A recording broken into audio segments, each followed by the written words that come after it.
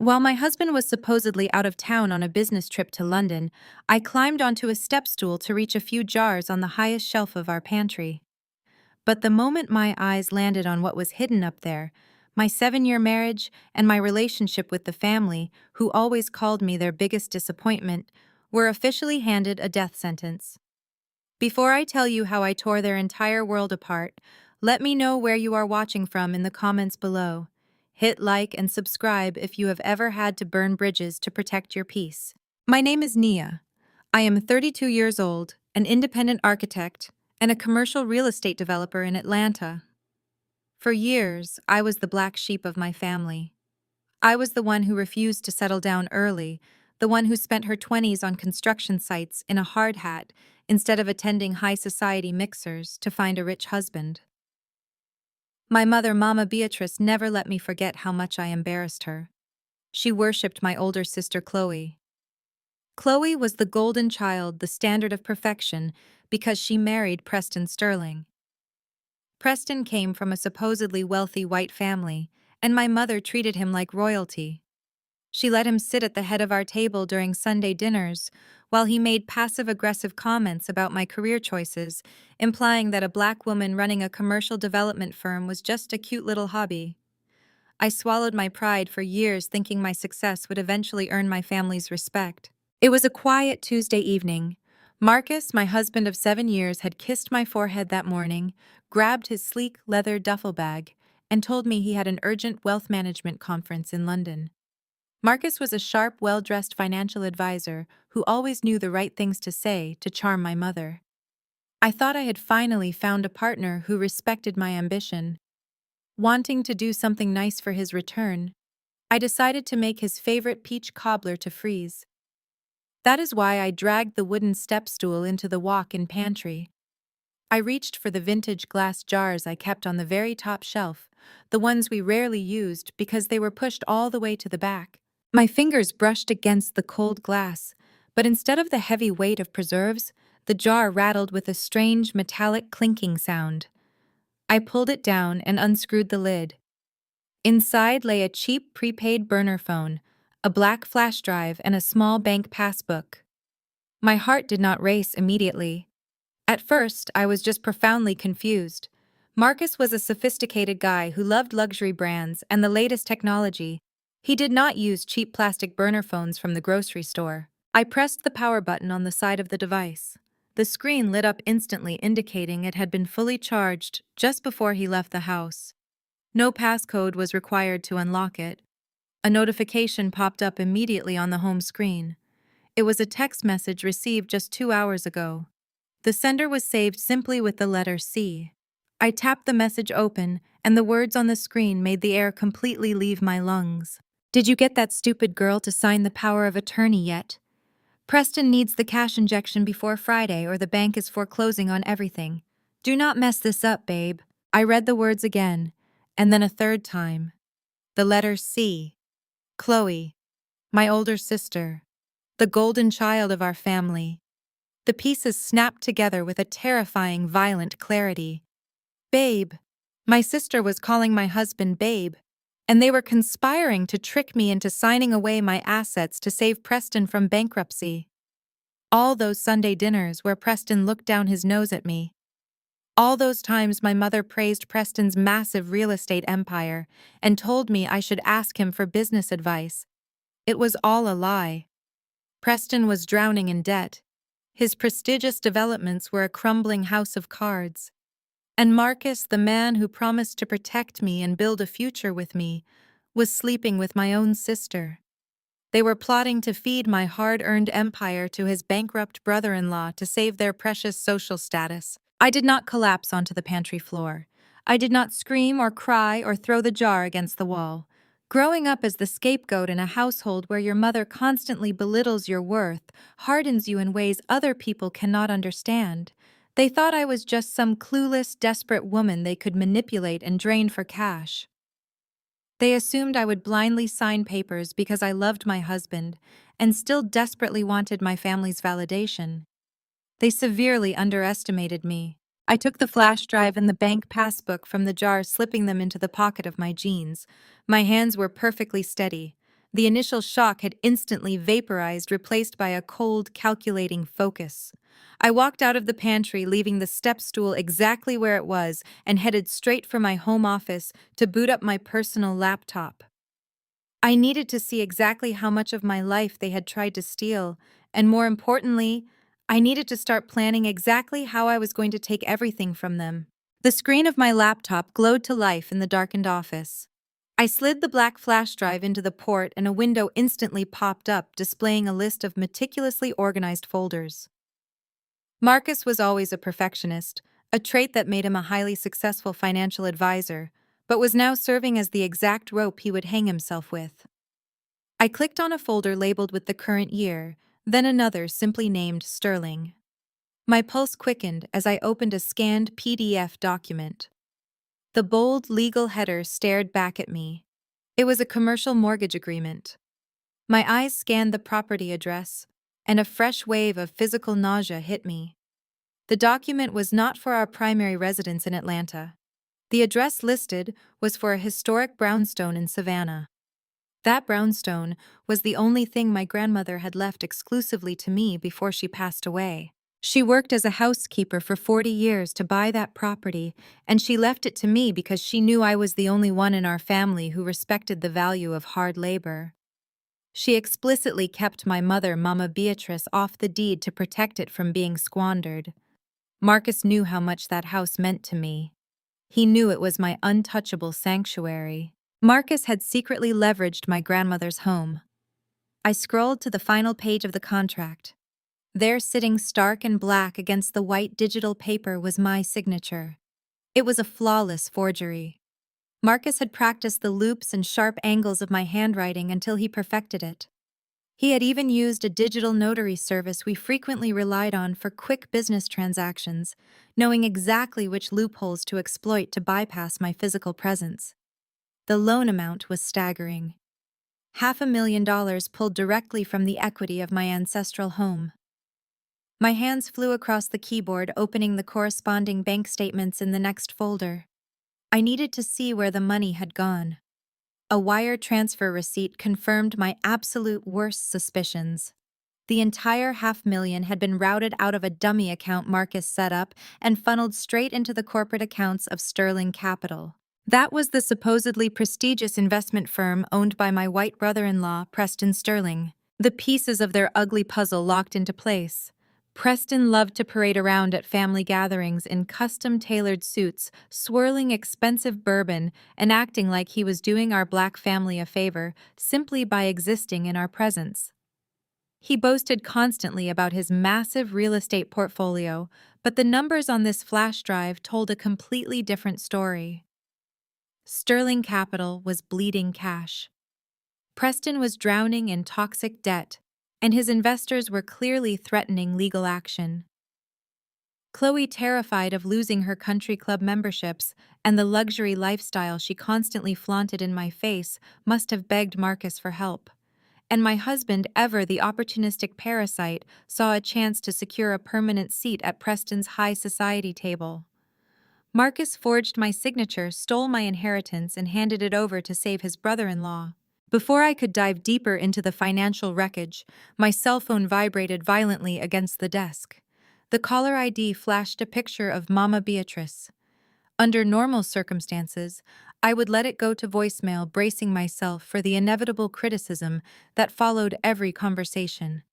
Tonight, I needed to hear the sound of the enemy camp. I took a deep breath, smoothing my voice into a mask of calm obedience, and answered the call. Mama Beatrice did not bother with a greeting. Her voice was sharp and commanding, dripping with the entitlement I had endured my entire life. Naya, you need to bring $20,000 to Sunday dinner this weekend. Chloe's private academy tuition for the twins is due on Monday, and Preston has his money tied up in a massive new commercial development. He cannot be bothered to liquidate assets for something so trivial right now. I gripped the edge of my desk. My mother was demanding that I cover her golden child's expenses while praising the very man who had just stolen $500,000 from me. The audacity of the black tax in my family was suffocating. Because I had built a successful architecture firm and clawed my way to financial independence, my mother believed my bank account was a community pot designed to fund Chloe's extravagant life. Mama Beatrice continued, her tone laced with that familiar condescension. Marcus mentioned your firm just closed a big contract. Do not get greedy, Nia. This family supported you when you were just struggling to draw blueprints. Preston is a visionary. He is dealing with international investors, not just picking out tile colors for local office buildings. You are lucky he even acknowledges your little firm. Preston manages an empire, and Chloe is a devoted mother holding it all together. The least you can do is your part to keep this family looking respectable. Bring a cashier's check. Do not embarrass me. They never supported me. When I was eating cheap ramen noodles and working 18-hour days to get my architecture license, my mother was busy buying Chloe designer bags and telling our relatives I was throwing my life away. But confronting her now would only tip my hand. I needed them arrogant. I needed them to believe I was still the desperate, approval-seeking daughter they could easily walk all over. Yes, Mom, I said, my voice eerily steady. I will bring the check on Sunday. See that you do, she snapped and abruptly ended the call. I tossed the phone onto the desk. A dangerous, icy calm washed over me. I was done crying over people who only saw me as an automated teller machine. I picked up my phone again and opened the GPS tracking application. Last year, for Marcus's 35th birthday, I had bought him a brand new Porsche Panamera. Since I paid for it in full, the title, the insurance, and the integrated tracking system were all registered strictly in my name. I tapped the screen to locate the vehicle. Marcus was supposed to be halfway across the Atlantic Ocean on a flight to London. The map zoomed in on a pulsing blue dot right here in Atlanta. The car was not parked at Hartsfield-Jackson Airport. The dot was stationary in the underground parking garage of a high-rise luxury condominium complex in Midtown. It was the exact building where Chloe and Preston rented their opulent penthouse. As I stared at the location, another notification dropped from the top of my phone screen. It was an automated fraud alert from the joint platinum credit card I shared with Marcus. A charge of $5,000 had just been authorized at the St. Regis, a five-star luxury hotel located a mere 3 blocks away from Chloe's apartment building. The narrative was sickeningly clear. Marcus and Chloe were not just stealing my money to save Preston. They were using my money to fund their affair right under Preston's nose. They had executed their grand theft, transferred the $500,000 to save the failing Sterling Empire, and were now celebrating their victory in a luxury hotel suite paid for by my credit card. As an architect, I know exactly how to find the weak points in a structure. You locate the load-bearing walls, you identify the stress fractures, and you strike where the foundation is already crumbling. Marcus and Chloe were foolish enough to hand me the sledgehammer. They thought they had won. They thought they had successfully drained the family scapegoat and secured their glittering futures. But they had left a digital trail a mile long, and they had no idea that I now held every single piece of evidence in the palm of my hand. I did not cancel the credit card transaction. I let it go through. I wanted them to drink expensive champagne and sleep soundly in their stolen luxury. Tomorrow, the real game would begin. I began transferring every file, every forged document, and every wire receipt from the flash drive to a secure encrypted cloud server. I was going to let them sit down at Sunday dinner smiling and pretending they were untouchable. And then I was going to systematically dismantle their entire lives.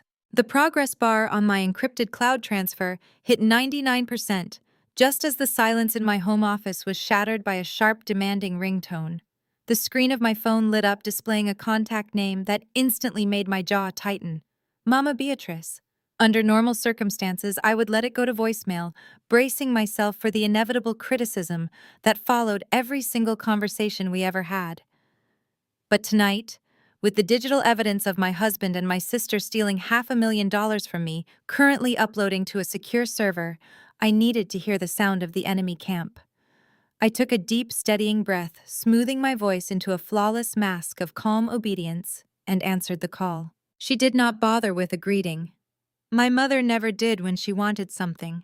Her voice was sharp and commanding, dripping with the familiar entitlement I had endured my entire life.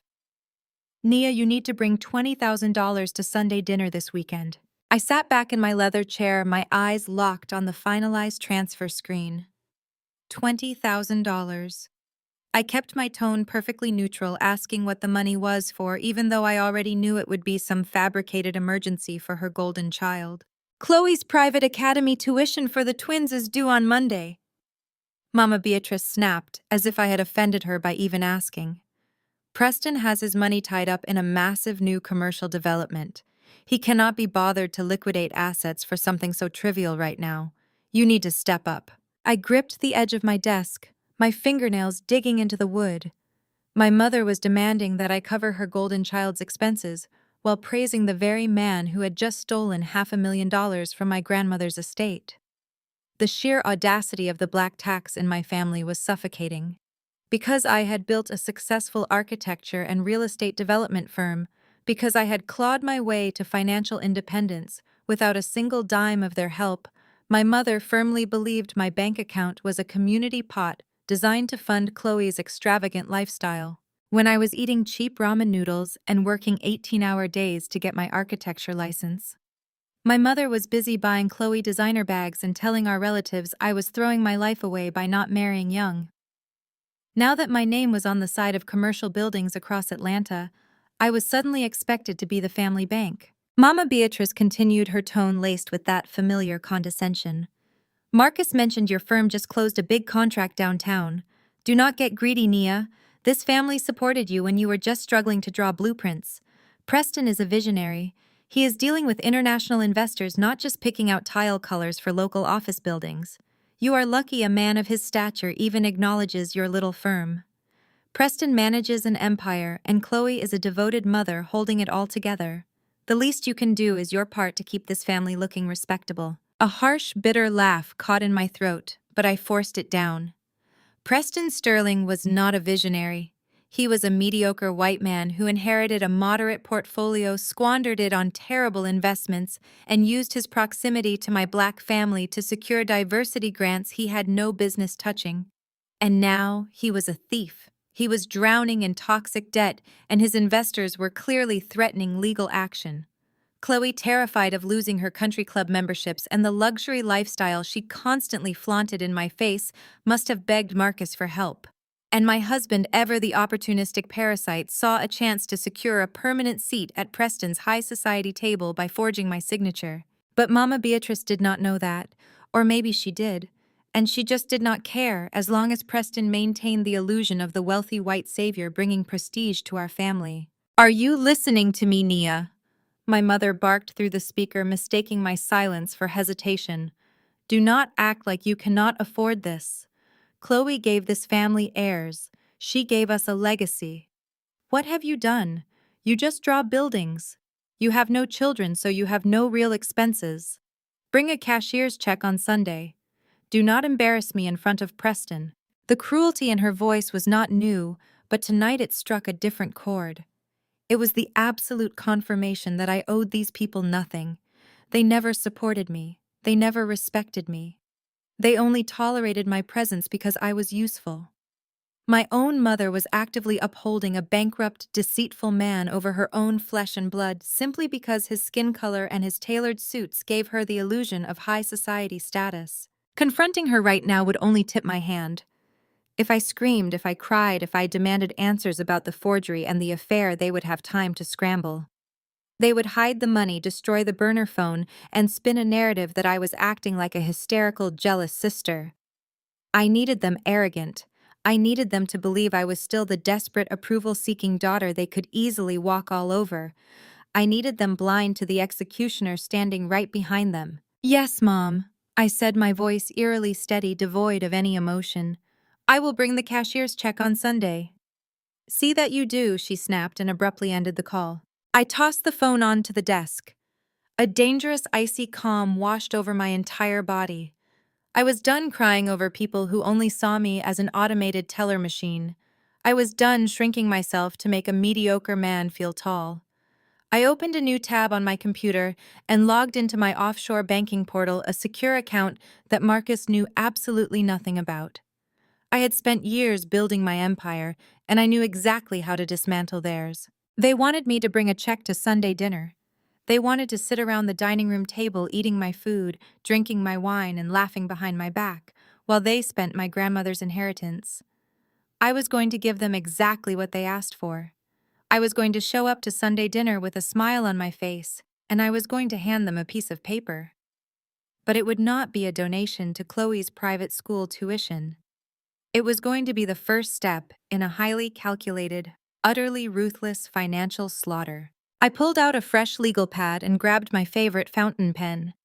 It was time to draft a new architectural blueprint, not for a commercial skyscraper, but for the complete and total demolition of Preston Sterling, my husband Marcus, and the family that had always prayed for my downfall. I set my favorite fountain pen down on the smooth mahogany surface of my desk. The legal pad remained blank for now, but my mind was already constructing the framework of their destruction. Before I could begin ripping their lives apart financially, I needed to know exactly where my husband was spending the evening he was supposed to be flying over the Atlantic Ocean. I picked up my phone and opened the vehicle tracking application. Last year, Marcus had complained endlessly about his aging sedan. He insisted that a wealth management director needed to project a certain level of success to acquire high net worth clients. Like a fool desperate to prove my devotion and silence my family's constant criticism, I purchased a brand new Porsche Panamera for his 35th birthday. I paid cash. The title, the insurance, and the integrated tracking system were all registered firmly and exclusively in my name. I distinctly remembered Mama Beatrice sneering at his birthday dinner, loudly whispering to Chloe that it was pathetic how I had to buy my husband's affection because I lacked a softer, more feminine charm. I tapped the screen, waiting for the satellite to pinpoint the vehicle. The map of Atlanta loaded the glowing street grids forming rapidly in the dark office. I fully expected to see the pulsing blue dot sitting idle in the long-term parking lot at Hartsfield-Jackson International Airport.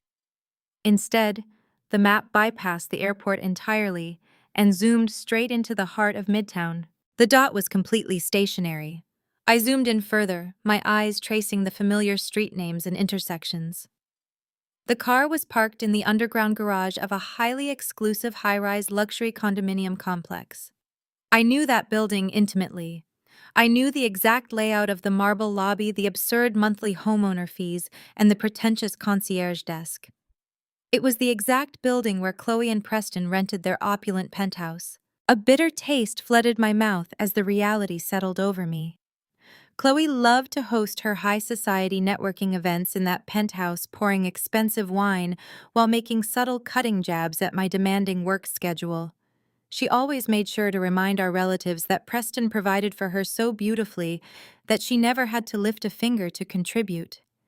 Meanwhile, I was the one working 70-hour weeks to build my own development firm. Now my husband's luxury car was sitting in her basement while he was supposedly 30,000 feet in the air. I sat back in my leather chair, the blue dot burning into my vision. Were they upstairs right now? Were they sitting on Chloe's imported Italian leather sofa, laughing about the forged mortgage documents and the $500,000 they had just stolen from my grandmother's estate?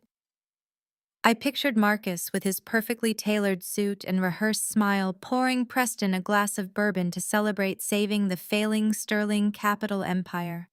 Preston would be soaking up the bailout completely unaware that his perfect wife was slipping away to share a bed with the man handing him the check. Just as that sickening image took shape in my mind, a push notification dropped down from the top edge of my phone screen. It was an automated fraud alert from the joint platinum credit card I shared with Marcus. The bank was flagging a massive unusual transaction. I tapped the alert, authenticating with my fingerprint, and a digital receipt filled the screen. A charge of $5,000 had just been authorized. I stared at the merchant name. It was not a British airline. It was not a corporate hotel in London. The charge originated from the St. Regis, a 5-star luxury hotel located a mere 3 blocks away from Chloe's apartment building. To be absolutely certain, I dialed the premier customer service line on the back of my card. When the agent answered, I kept my voice light and professional. I explained that I was reviewing a recent fraud alert and just wanted to confirm if the card had been used for an online booking or physically swiped at the hotel. The agent verified the details within seconds. The physical card with a matching identification had been presented at the front desk for a premium suite upgrade, and a substantial room service tab. The narrative was now sickeningly flawless. Marcus and Chloe were not just stealing my money to save Preston's crumbling business facade. They were using my money to fund their affair right under Preston's nose. They had executed their grand theft, transferred my grandmother's hard-earned equity to save the sterling illusion. And now my husband and my sister were celebrating their victory in a luxury hotel suite paid for by my credit card. They felt completely invincible.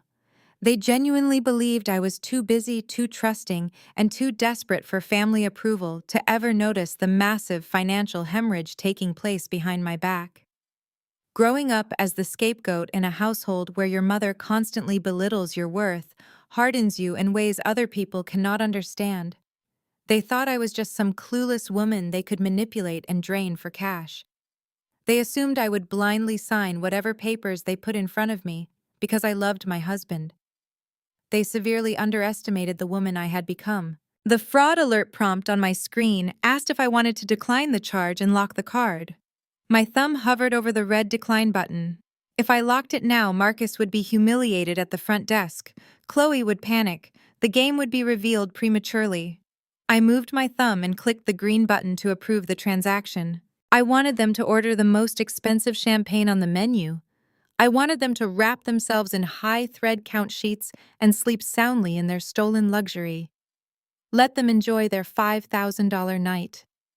It was going to be the most expensive mistake of their miserable lives. Tomorrow the real game would begin, and by the time I was finished, they would not even have a dime left to pay for their own ruin. I pulled into the sprawling circular driveway of my mother's upscale suburban home. The scent of collard greens, baked macaroni and cheese, and roasted chicken drifted through the heavy oak front door before I even turned the brass knob.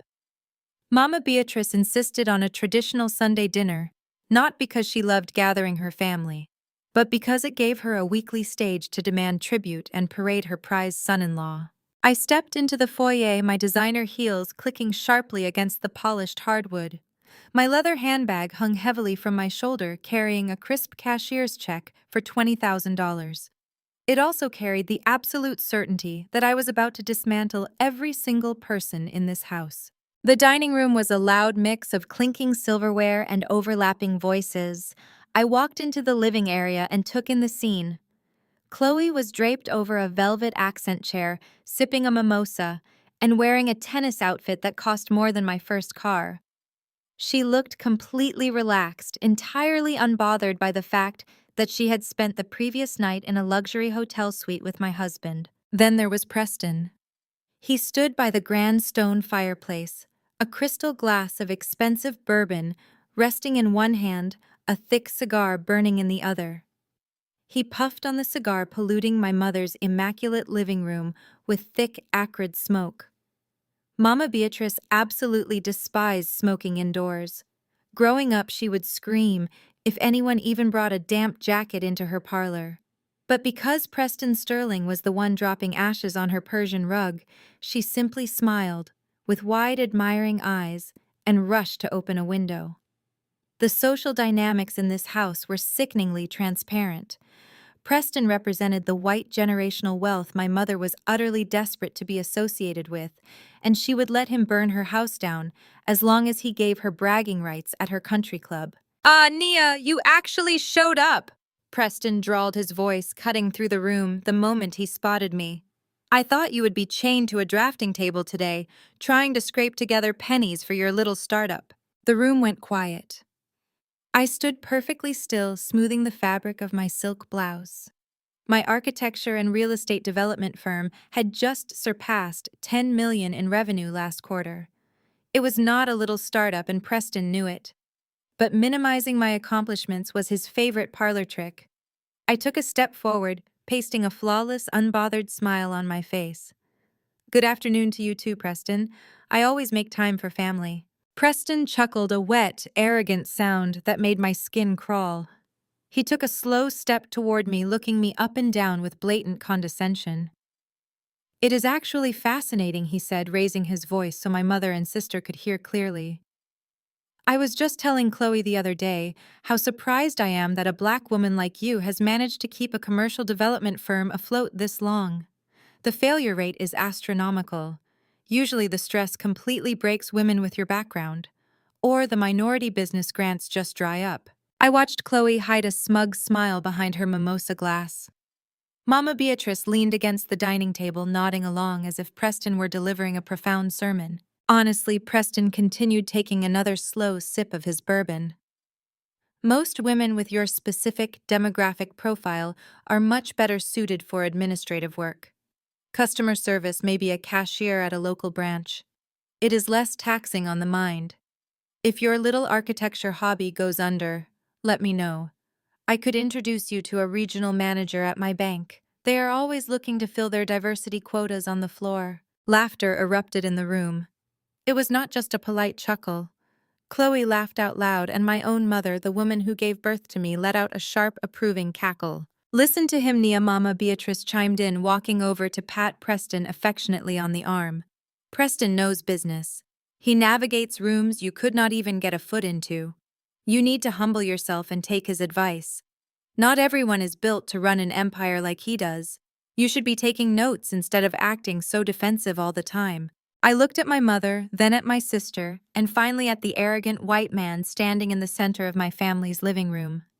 He was wearing a custom suit, drinking top-shelf liquor, and insulting my intelligence, my race, and my gender all in one breath.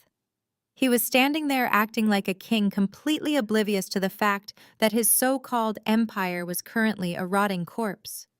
He was oblivious to the fact that his corporate accounts were empty. His investors were preparing to sue him for fraud, and the only reason his company had not been seized by the bank on Friday was because his wife was sleeping with my husband to steal $500,000 from my grandmother's estate. He was a broke, desperate thief playing dress-up, and my family was bowing down to him. A hot wave of rage flared in my chest, threatening to rise up my throat and explode into a screaming match. The old Nia, the girl who constantly fought for her mother's approval and screamed to be heard, would have defended her business. She would have listed her profit margins and yelled about her achievements. But I was not that girl anymore. I was an architect holding a sledgehammer, and I knew exactly which load-bearing wall to strike first. I swallowed the rage, letting it settle deep in my stomach, where it turned into pure ice. I kept the pleasant smile plastered on my face, maintaining direct, unwavering eye contact with Preston. I did not blink. I just stared at him, watching the smug satisfaction slowly falter on his face, as my silence stretched out heavy and sharp. I let him enjoy his little moment of perceived superiority, knowing I was about to drop a bomb that would shatter his entire reality. "Thank you, Preston," I said, my voice smooth and perfectly pitched to carry across the sudden silence of the living room. "I appreciate the unsolicited career advice, but I am actually quite surprised you still have the mental bandwidth to sit around smoking expensive cigars and lecturing me on a Sunday afternoon." Preston stopped mid-puff. He lowered the cigar slowly, a patronizing smirk still clinging to his lips. "Excuse me? I heard Sterling Capital just got denied its third round of mezzanine financing on Friday afternoon." I continued, taking a delicate, unbothered sip from my water glass. Word in the commercial real estate sector travels fast in this city. The underwriters flagged a massive mountain of toxic debt hidden deep in your commercial portfolio. I am guessing Chloe has not had the chance to share that little financial update with Mom yet. The sharp, heavy clatter of sterling silver hitting fine bone china rang out like a gunshot. Chloe had dropped her fork. It bounced off her plate and landed on the Persian rug. Her perfectly manicured hands were trembling visibly, and all the warm color rapidly drained from her face, leaving her looking sickly and hollow. She stared at me, her eyes wide with a frantic mixture of pure terror and raw, unfiltered hatred. She knew I had hit the exact nerve she had been desperately trying to hide from our mother. Preston choked on his bourbon. A harsh, wet cough escaped him as the amber liquid went down the wrong pipe, and his face flushed a deep, angry red. He quickly tried to compose himself, roughly straightening the lapels of his custom blazer, but the thick vein visibly pulsing at his temple betrayed his sudden panic. "I have absolutely no idea what you are talking about, Nia," he stammered. The smooth, confident southern drawl he used to assert his dominance had completely vanished, replaced by a defensive bark. "Corporate restructuring is highly complex. It involves high-level acquisitions and asset reallocation that is way above the pay grade of a local contractor like you. You probably overheard some low-level bank tellers gossiping at a coffee shop and completely misunderstood the financial terminology. I tilted my head, feigning genuine innocence while locking my eyes squarely on his. Misunderstood? I do not think so, Preston. The term default is universally understood even by U.S. local minority contractors. Your primary lenders pulled out completely because your debt-to-income ratio is currently sitting dangerously in the red. You are facing foreclosure on 3 major downtown properties by the end of this month. That is not corporate restructuring. That is a total financial collapse. I took a slow step forward, closing the distance between us, forcing him to look slightly down at me while I verbally dismantled his entire existence. You love to lecture me about the failure rates for Black women in business. But my firm owns every single property we develop outright. No toxic debt, no over-leveraged assets. We run purely in the black. Meanwhile, you inherited a fortune from your daddy, and you gambled it all away on terrible commercial investments because you arrogant enough to think your white skin and your last name would magically protect you from your own glaring incompetence. You arrogant little, Preston snarled, taking a heavy step toward me. He used his physical size to try and intimidate me, looming over my space, a tactic he undoubtedly used to silence women in boardrooms all the time. But I did not flinch. I did not back away. I stood my ground, my chin held high, watching him sweat right through his expensive tailored shirt. He was terrified because I had just stripped him naked in front of his captive audience. He relied entirely on Mama Beatrice's blind worship and Chloe's desperate need for high society status to maintain his illusion of absolute power. And I had just set fire to his stage. Transitioning assets. I repeated, letting out a soft, mocking laugh that echoed in the tense room. Is that what they call begging venture capitalists for emergency bridge loans these days? I am just surprised you are standing in my mother's living room, drinking her top-shelf liquor, instead of sitting in your office packing your belongings into cardboard boxes. Chloe stood up abruptly, her chair scraping loudly and violently against the hardwood floor. Do not listen to her, Preston. She said, her voice shrill, frantic, and desperate.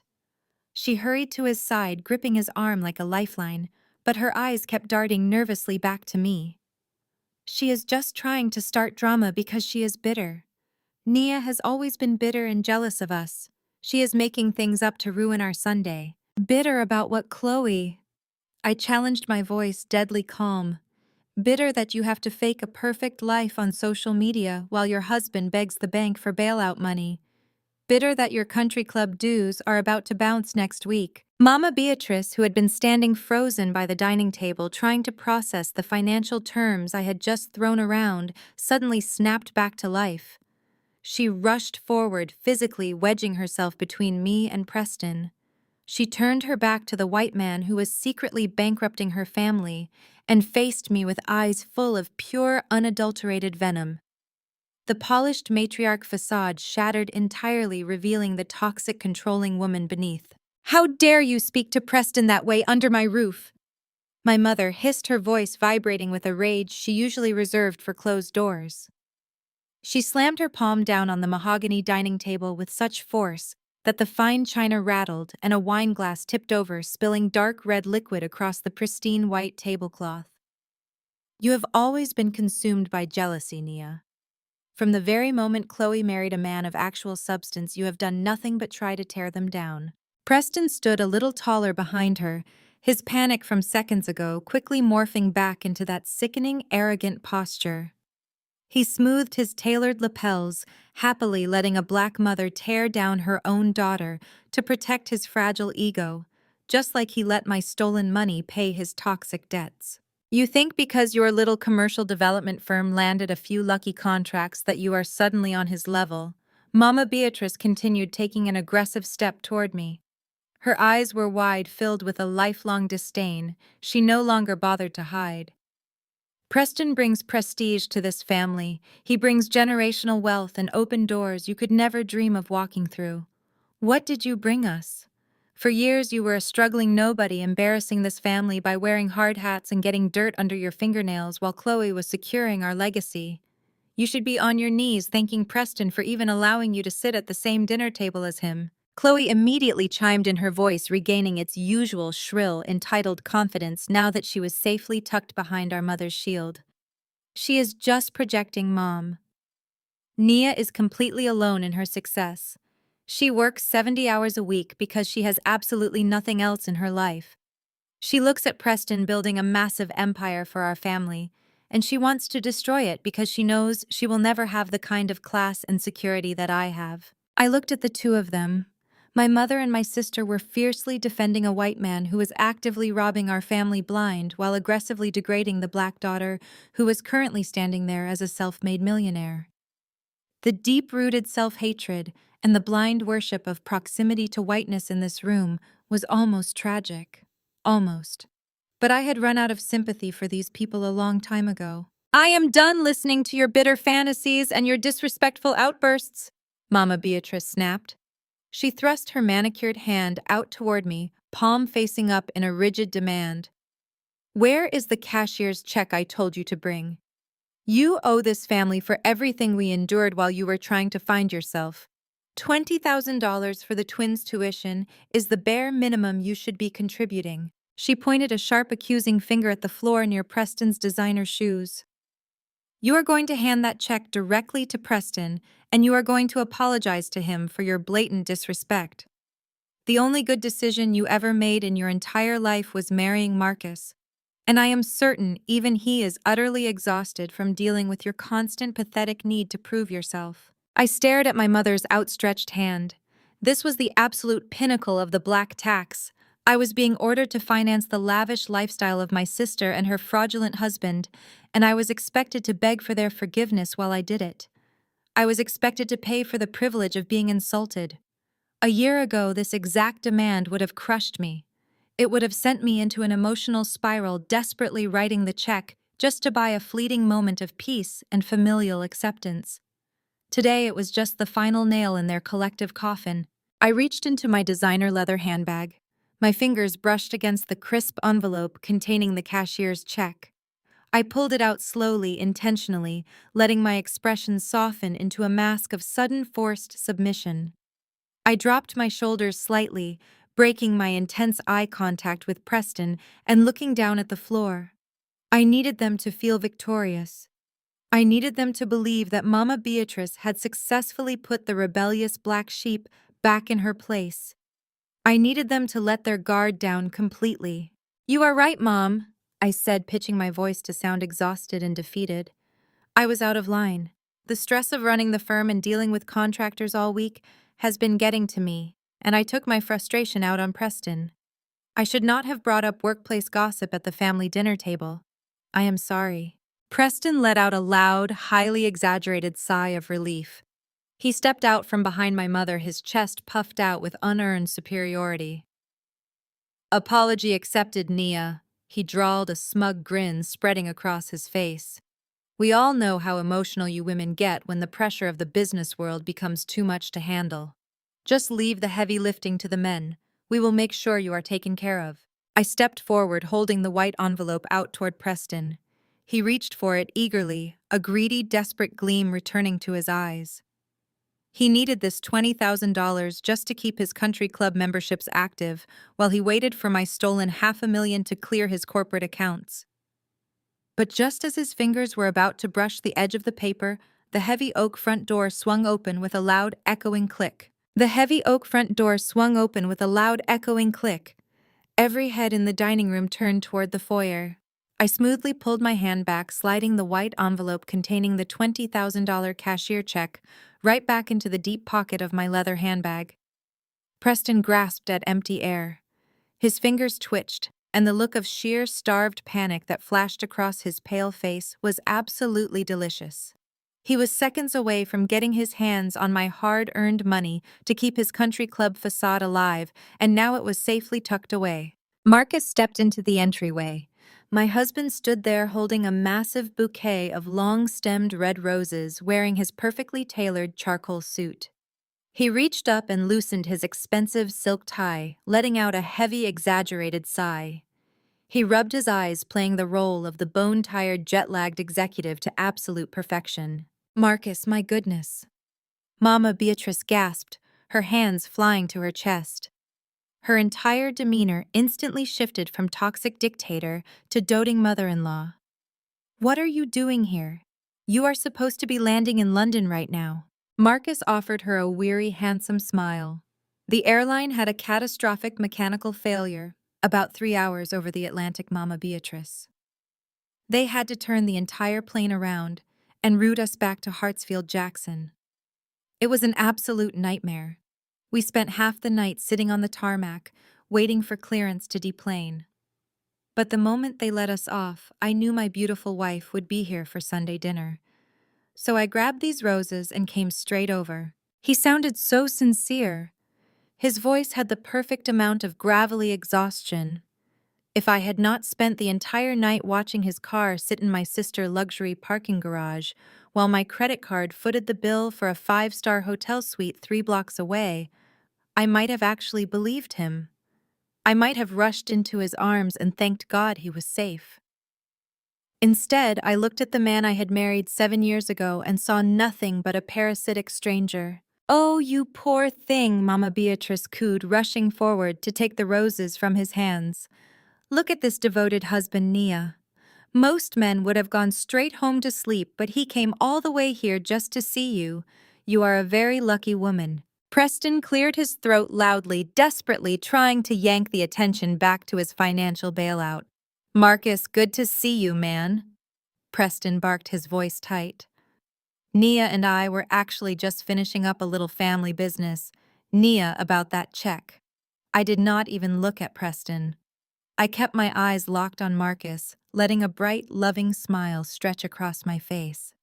I stepped past my mother and walked directly toward my husband. "Darling, I am so glad you are safe," I said, my voice thick with fake relief. I threw my arms around his neck, pulling him into a tight, affectionate embrace. Marcus wrapped his arms around my waist, burying his face in my shoulder. "I missed you," he murmured. I pressed my face against the collar of his suit jacket. I took a slow, deliberate breath. There was no sterile airplane cabin smell on his clothes. There was no scent of recycled terminal air or jet fuel. Marcus smelled strongly of bergamot and cedarwood, the exact signature scent of the complimentary body wash provided in the premium suites at the St. Regis Hotel. And lingering just underneath that expensive soap was the heavy, distinct floral notes of Chloe custom mixed perfume. I pulled back slightly, keeping my hands resting on his shoulders. My thumb brushed against the crisp, white fabric of his shirt collar. Right there, hidden just beneath the fold of the collar, was a faint but unmistakable smudge. A deep, rich shade of burgundy. My heart did not break. It turned into a block of solid ice. I kept my hand resting right beside the lipstick stain. I slowly shifted my gaze over Marcus' shoulder, looking directly past him and straight into the dining room. My eyes locked dead onto Chloe. Chloe was frozen in her chair. She was gripping her crystal mimosa glass so tightly her knuckles were turning white. Her lips were parted in silent panic, and they were painted the exact same custom shade of burgundy red. For one agonizing, suspended second, Chloe and I stared at each other. Her eyes darted from my face down to my thumb, resting intentionally right next to the lipstick stain on my husband's collar. I watched the blood completely drain from her face. She stopped breathing. She knew that I knew. She realized that Marcus had been sloppy, that he had not scrubbed himself clean after their $5,000 night together, and that I was currently staring right at the physical evidence of their betrayal. "Nia, the check," Preston demanded again, taking a step toward the foyer. His voice was getting desperate now. He was completely oblivious to the silent psychological warfare happening right in front of him. He just wanted my money to save his sinking ship. I finally pulled my hand away from Marcus' shirt. I turned to look at Preston, my expression a picture of innocent distraction. "Oh, Preston, I am so sorry," I said, patting my handbag. With Marcus arriving after such a terrifying flight ordeal, I completely lost my train of thought. My mind is just spinning. I think it is best if I just hold on to this for now. I will wire the tuition money directly to the private academy accounting office tomorrow morning. It is much more secure that way, and it saves you the hassle of going to the bank. Preston's mouth dropped open. A flash of pure, unadulterated panic crossed his face. Wiring the money to the school meant he could not intercept the cash to pay his country club fees or cover his immediate toxic debts, but he could not argue against it without admitting to Mama Beatrice that he intended to misuse the funds. He was trapped, forced to stand there and nod while his financial lifeline was ripped away. "That is very responsible of you," Nia Mama Beatrice said, completely missing the tension thick enough to cut with a knife. "See Preston, she is finally learning how to handle family matters properly." I turned my attention back to Marcus, linking my arm through his. I looked up at him, then let my eyes drift back to Chloe, who looked like she was about to vomit right onto the Persian rug. "I am just so glad you are home," I said, my voice sweet and steady. "We have so much to catch up on." The drive back to our house was a masterclass in psychological endurance. I sat in the passenger seat of the Porsche I had purchased, listening to the steady hum of the engine, while Marcus smoothly recounted the fabricated details of his terrible airport experience. He described the mechanical failure, the frustrated passengers, and the terrible airport food with such compelling detail that I almost admired his sociopathic commitment to the role. I nodded at all the right moments, offered soft words of sympathy, and kept my hands neatly folded in my lap to prevent myself from reaching over and wrapping them around his throat. The moment we stepped inside our custom-built home, a property I designed down to the very last baseboard, Marcus dropped his duffel bag in the foyer. He let out a long breath, rolling his shoulders as if shaking off the weight of a grueling international flight. I walked toward the kitchen to pour myself a glass of cold water to wash away the lingering taste of my mother dining room, but Marcus caught my hand. He pulled me back gently, wrapping his arms around me from behind. He pressed a soft kiss to my temple right above where my pulse was currently hammering a frantic, violent rhythm. "You feel so tense, baby," he murmured, his hands sliding down to massage my shoulders. "Your mother actually texted me while we were in the car. She said you had a bit of an episode at dinner before I walked in. She said you were yelling at Preston and acting completely out of character." I kept my eyes fixed on the marble kitchen island. An episode. That was the word my mother and my husband had silently agreed upon to describe me standing up for myself. I took a slow breath, forcing my muscles to relax under his treacherous hands. "I was just tired, Marcus. It has been a long week dealing with contractors, and Preston knows exactly how to push my buttons. I should not have let him get to me." Marcus turned me around, his expression shifting into a mask of deep paternal concern. He reached up and tucked a stray braid behind my ear. "It is more than just being tired, Nia. I have been watching you lately. You are burning the candle at both ends, and it is starting to affect your mental health. You are snapping at your family. You are making up these wild scenarios about Preston finances. Your mother is genuinely worried about your psychological state, and frankly, so am I." The audacity of his manipulation was breathtaking. He was standing in the house I paid for, wearing a shirt stained with my sister lipstick, subtly trying to convince me that I was losing my grip on reality. He was weaponizing my ambition, using my long hours at the architecture firm as proof that I was mentally unstable. This was classic textbook gaslighting executed with the terrifying precision of a man who needed his wife to doubt her own mind so he could pick her pockets clean. "You do not have to carry the weight of the world on your shoulders," Nia Marcus continued, his voice dropping an octave into a soothing, hypnotic cadence.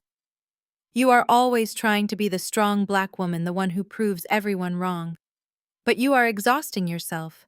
You are building this massive company, but you are losing your grip on what matters. You need to let me take the wheel for a while." He stepped away from me for a brief second, walking over to his leather briefcase resting on the foyer bench. He popped the gold clasps and pulled out a thick, legal-sized manila envelope. He carried it back into the kitchen and placed it carefully on the marble counter between us, tapping the surface of the paper with his index finger. "What is this?" I asked, keeping my voice soft and deliberately uncertain. This is the solution, he said, flashing that brilliant, trustworthy smile that had fooled me for 7 years. I actually had a long conversation with Preston about this a few weeks ago. For all his faults, Preston really understands generational wealth preservation. He pointed out that your assets are completely fragmented. Your business accounts, your personal properties, the brownstone your grandmother left you, they are all sitting exposed. If you make one mistake on a commercial build, a lawsuit could wipe out everything you have worked for. I stared at the manila envelope. He was actively invoking the name of the white man he was currently bailing out with my stolen money, using him as an authority figure to validate his next move. So I had our attorneys draft up a comprehensive family trust, Marcus explained, sliding the documents out of the envelope. It is a brilliant financial vehicle. We consolidate every single asset you own, your firm, the commercial properties, the bank accounts, under one unified umbrella. Because I am a licensed wealth manager, I will act as the primary trustee. I will handle all the administrative burden, the tax liabilities, and the asset protection. You will not have to worry about a single financial decision ever again. You can just focus on drawing your beautiful buildings and getting your mental health back on track. I looked down at the documents. The bold legal font stared back at me. It was not a protective family trust. I did not need a law degree to know exactly what this was.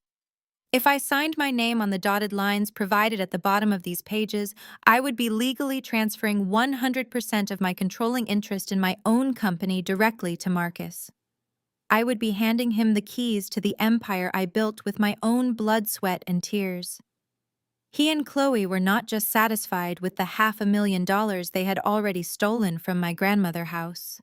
They wanted the whole kingdom.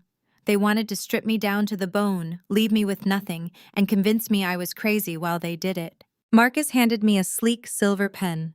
He stepped close again, his chest pressing against my back, his hand resting heavily on my hip. "Just sign right there at the bottom, baby," he whispered against my ear. "Let me protect our future. Let me take the heavy lifting off your plate so we can finally relax. Maybe we can even start talking about having those kids we always wanted." He was using my deepest vulnerability, my desire for a family, as the final bait. I picked up the silver pen. I held it over the signature line, feeling the cold metal against my fingers. I could feel Marcus holding his breath behind me. He was practically vibrating with anticipation. He thought he had done it. He thought he had successfully broken my spirit and manipulated me into signing away my life. I let the tip of the pen hover a millimeter above the paper, then I slowly set it down on the marble counter. I turned to face him, offering him a look of absolute, overwhelming exhaustion. I placed my hands flat against his chest. "You are so right, Marcus. I am just so incredibly tired. My brain is completely fried from the tension at dinner today." His smile faltered for a fraction of a second, his eyes darting to the unsigned papers. "Nia, it will only take a second to sign. Then you can go straight to sleep." I shook my head, leaning my weight against him as if I could barely stand. "I want to read through everything when I have a clear head, baby. You know how meticulous I am with contracts. If I sign this while I'm exhausted, I will just end up having a panic attack in the middle of the night, worrying if I missed a typo. Leave it right here on the counter. I promise I will make myself a pot of coffee first thing tomorrow morning, read through every single page, and sign it before you even wake up." Marcus' jaw tightened infinitesimally. He hated delays. He needed this signed so he could merge my company assets with Preston's failing portfolio before the week ended. But pushing me too hard right now, after he just spent 10 minutes telling me how mentally unstable and exhausted I was, would break his carefully constructed character. He had to play the patient, understanding husband. He forced a warm smile and kissed my forehead. "Of course, baby. Take your time. Tomorrow morning is perfectly fine. I just want what is best for you." He turned and headed upstairs to take a shower, undoubtedly rushing to wash Chloe perfume off his skin. I stood alone in the kitchen, staring at the stack of legal documents meant to serve as my financial execution. I was not going to sign them tomorrow morning. I was going to take these papers straight to my ruthless bulldog of an attorney, and we were going to turn Marcus' brilliant family trust into the exact weapon that would send him straight to a federal prison. I did not wait for the sun to fully rise. By 5 in the morning, I was already dressed in a sharp tailored navy suit. I brewed a pot of dark roast coffee, letting the rich aroma fill the kitchen to maintain the illusion of my normal morning routine. I left a freshly poured mug on the counter next to a pale yellow sticky note. The note read that I had to rush to a construction site for an emergency inspection, but I took the trust documents with me to review during my lunch break. It was a perfectly believable lie. Marcus would wake up, see the coffee, read the note, and assume his exhausted, overworked wife was right on schedule for her own financial slaughter. I grabbed the heavy manila envelope, walked out the front door, and climbed into my car. The drive to downtown Atlanta was a blur of neon traffic lights and morning fog. I pulled into the private underground parking garage of a sleek, glass-fronted high-rise and took the private elevator straight to the top floor. Jordan was already waiting for me in his corner office. Jordan was not just a lawyer, he was a legal predator in a custom Tom Ford suit. He was the brilliant, relentless corporate attorney who helped me incorporate my development firm years ago when no one else took a young black female architect seriously. He knew every single piece of my financial portfolio because he helped me build the legal walls that protected it. I did not waste time with pleasantries. I walked into his office, bypassed the plush visitor chairs, and dropped the thick stack of papers directly onto his glass desk. "Marcus wants me to sign this," I said, keeping my voice clipped and strictly professional. He told me it was a unified family trust to protect my assets from commercial liabilities. He said he and Preston collaborated on it. Jordan raised a single eyebrow. He picked up his reading glasses, slid them onto his face, and picked up a red pen. He did not say a word as he began flipping through the crisp white pages. For 10 agonizing minutes, the only sound in the sprawling office was the sharp scratch of his pen, underlining clauses and striking through paragraphs. With every page he turned, his posture grew more rigid.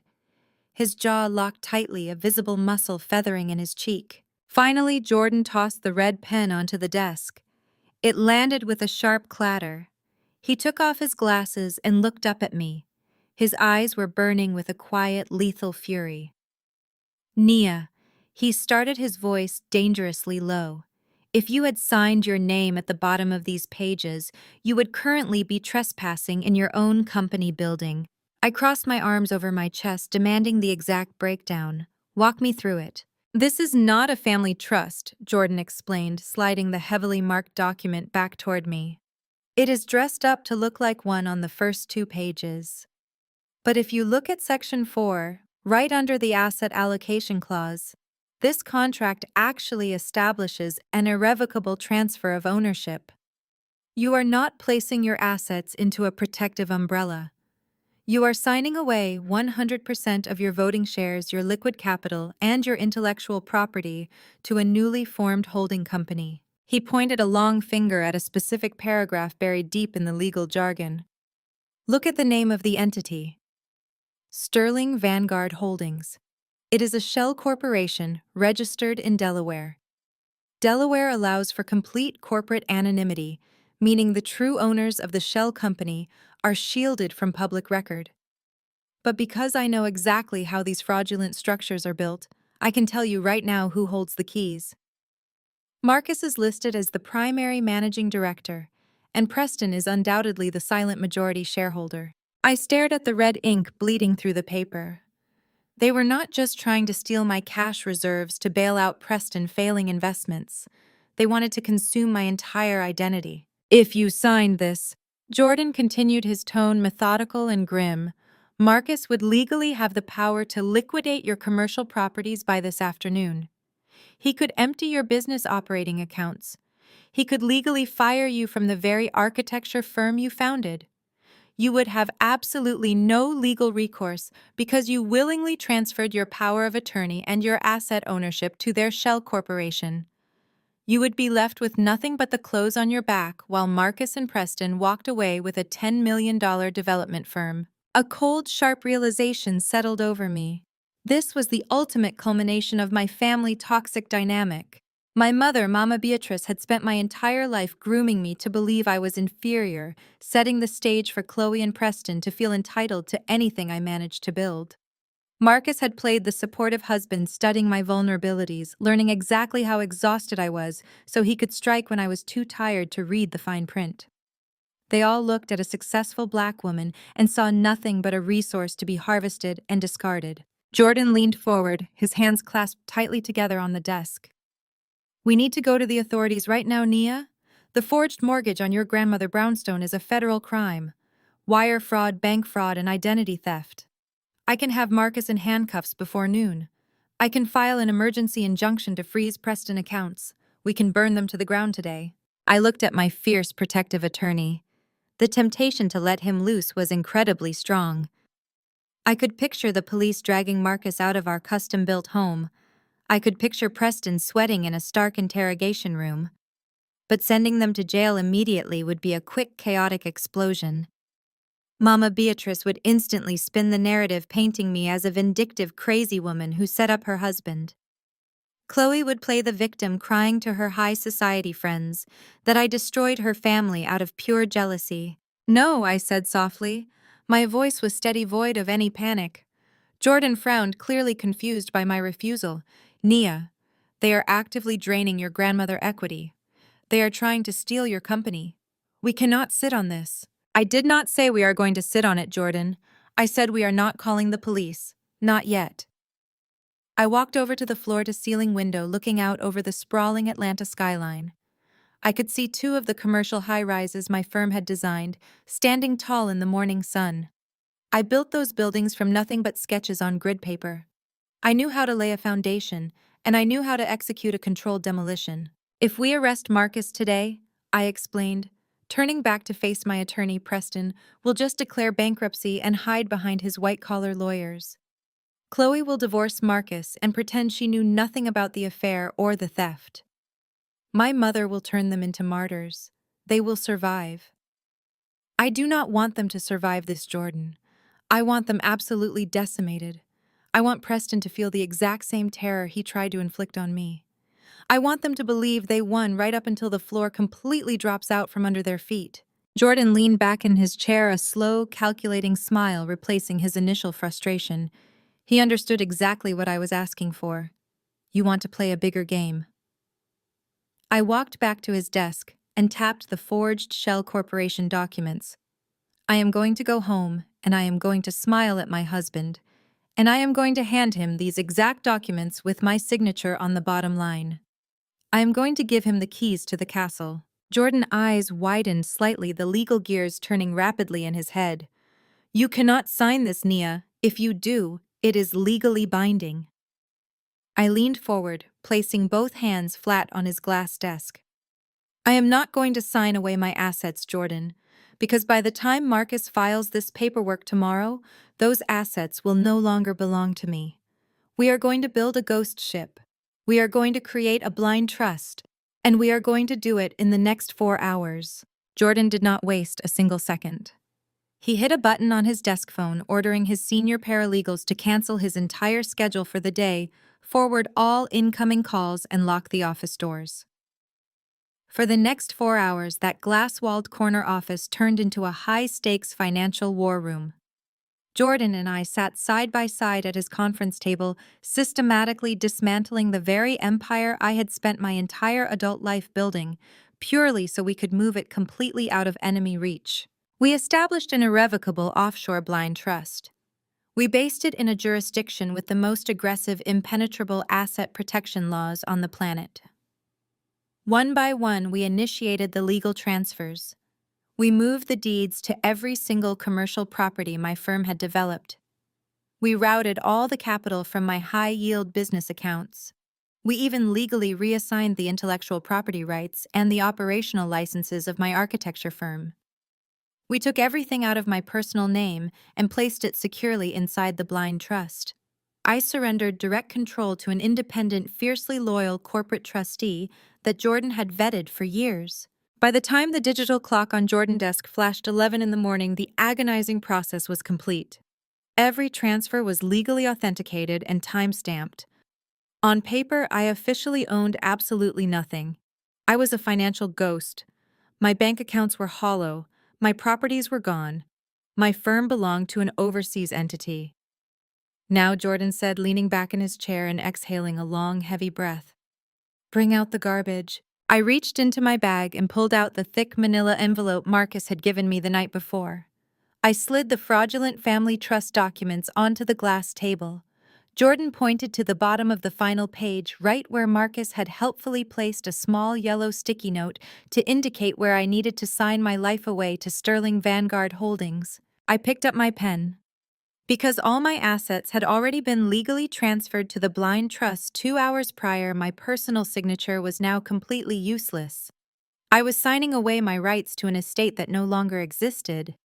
The contract Marcus thought was his golden ticket was actually just a worthless stack of paper transferring a hollow, empty shell.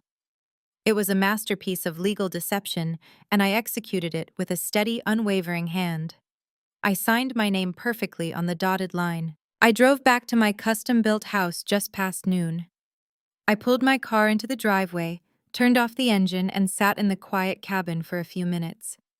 I looked at myself in the rearview mirror. I needed to bury the sharp, calculated architect who had just executed a massive corporate vanishing act. I needed to resurrect the exhausted, compliant, beaten-down wife that Marcus and my family expected to see. I dropped my shoulders, forcing my posture to slouch. I softened my eyes, replacing the cold fury with a look of overwhelming fatigue. I let out a shaky breath and walked through the front door. Marcus was pacing in the kitchen. He was holding a cup of coffee, pretending to look over some digital charts on his tablet, but the nervous tension radiating from his body was palpable. He looked up the second he heard my heels click against the hardwood floor. "Nia," he said quickly, setting the tablet down. "I saw your note. You had an emergency site inspection." "Yes," I sighed, rubbing my temples as I walked toward the marble kitchen island. One of the contractors poured the wrong foundation mix on the new commercial site. It was an absolute disaster. I spent the entire morning screaming at project managers. I let my voice crack just a little, playing heavily into the narrative that the stress of my career was finally breaking me down. Marcus rushed over, taking my handbag and placing a supportive hand on the small of my back. He guided me to one of the plush bar stools. "I told you, baby," he murmured, his voice dripping with that fake, sickening sympathy. "You are carrying too much weight. You are going to work yourself into an early grave if you do not let go of some of this control." I looked up at him, letting my eyes well with perfectly timed, unshed tears. "You are right, Marcus. I am just so incredibly tired. I cannot keep fighting every single day. I thought about what you said last night about Preston understanding how to preserve generational wealth. I realized I am just standing in my own way because I am too stubborn to ask for help." I reached into my leather bag and pulled out the manila envelope. I slid it slowly across the cool marble counter toward him. I read through the documents during my lunch break. I lied smoothly. "I signed right where you told me to. I want you to manage everything, Marcus. I want you to take the company, the accounts, the properties, all of it. Put it under the family trust. Just protect us." Marcus stared at the envelope. His eyes widened, and for a split second, the polished mask of the loving husband completely slipped. Pure, unadulterated, ravenous greed illuminated his face. He looked like a starving animal that had just been handed a piece of raw meat. He snatched the envelope off the counter with a speed that almost made me flinch. His fingers fumbled slightly as he opened the metal clasp and pulled out the thick stack of papers. He flipped frantically to the very last page. When his eyes landed on my signature at the bottom of the document, a massive, victorious grin stretched across his face. He had won. He genuinely believed he had just legally stolen a $10 million empire and handed it over to a white man who openly despised me. He quickly shoved the papers back into the envelope, trying to compose himself and hide his elation. He walked around the island and pulled me up into a tight, suffocating hug. He kissed the top of my head, burying his face in my hair. "You did the right thing, Nia," he whispered, his voice trembling with adrenaline. "You have no idea how much better our lives are going to be now. I am going to take care of everything. You will never have to stress about a financial decision again." I wrapped my arms around his waist, resting my cheek against his expensive suit jacket. "Thank you, baby," I murmured softly. While I held him, my eyes drifted to his smartphone resting face up on the kitchen counter. A text message banner flashed across the locked screen. The sender was Preston. The message read, "Did she sign it yet? The bank is demanding proof of incoming collateral by 3 o'clock today." Marcus abruptly pulled away from our embrace. He grabbed his phone and the manila envelope in one swift motion. "Baby, I need to run to my office right now," he said, already backing toward the foyer. "The notary needs to stamp these before the county clerk office closes. I want to get this filed immediately so the asset protection kicks in tonight. I will pick up dinner on my way home. Just rest okay." I nodded, offering him a weak, grateful smile. He practically sprinted out the front door. The moment I heard the engine of his Porsche roar to life and speed out of the driveway, my weak posture vanished. I stood up perfectly straight. I walked over to the kitchen sink, poured myself a fresh glass of ice water, and took a long, refreshing sip. Marcus was currently racing through Atlanta traffic to hand a bankrupt man an envelope filled with absolutely nothing. But I was not finished. Protecting my assets was only defense. Now it was time to go on the offensive. I walked straight up the stairs to my home office, locked the door, and opened my laptop. I had secured my own kingdom. It was time to aggressively conquer theirs. The moment Marcus's tires squealed out of our driveway, I pulled up a highly encrypted communication channel on my laptop. I did not contact a marriage counselor or cry over the shattered remains of my personal life. I contacted Elias. Elias was a ruthless ghost-like broker operating deep within the distressed debt market. He specialized in buying up toxic commercial loans from panicked banking institutions, desperate to clear their balance sheets before quarter end. I had kept him on a lucrative retainer for years, using his anonymous network to quietly acquire undervalued real estate. Today I was using him to buy a human being. I typed a rapid, precise message into the secure portal. "I need the entire debt portfolio for Sterling Capital.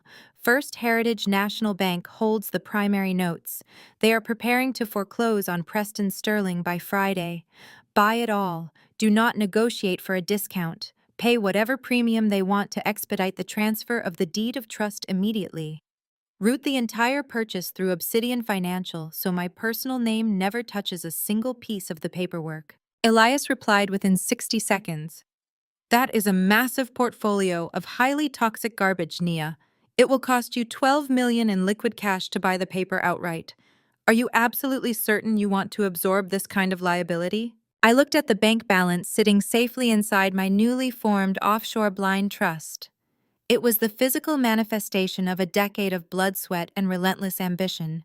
It was the empire my family told me a black woman could never build. "Yes," I typed back.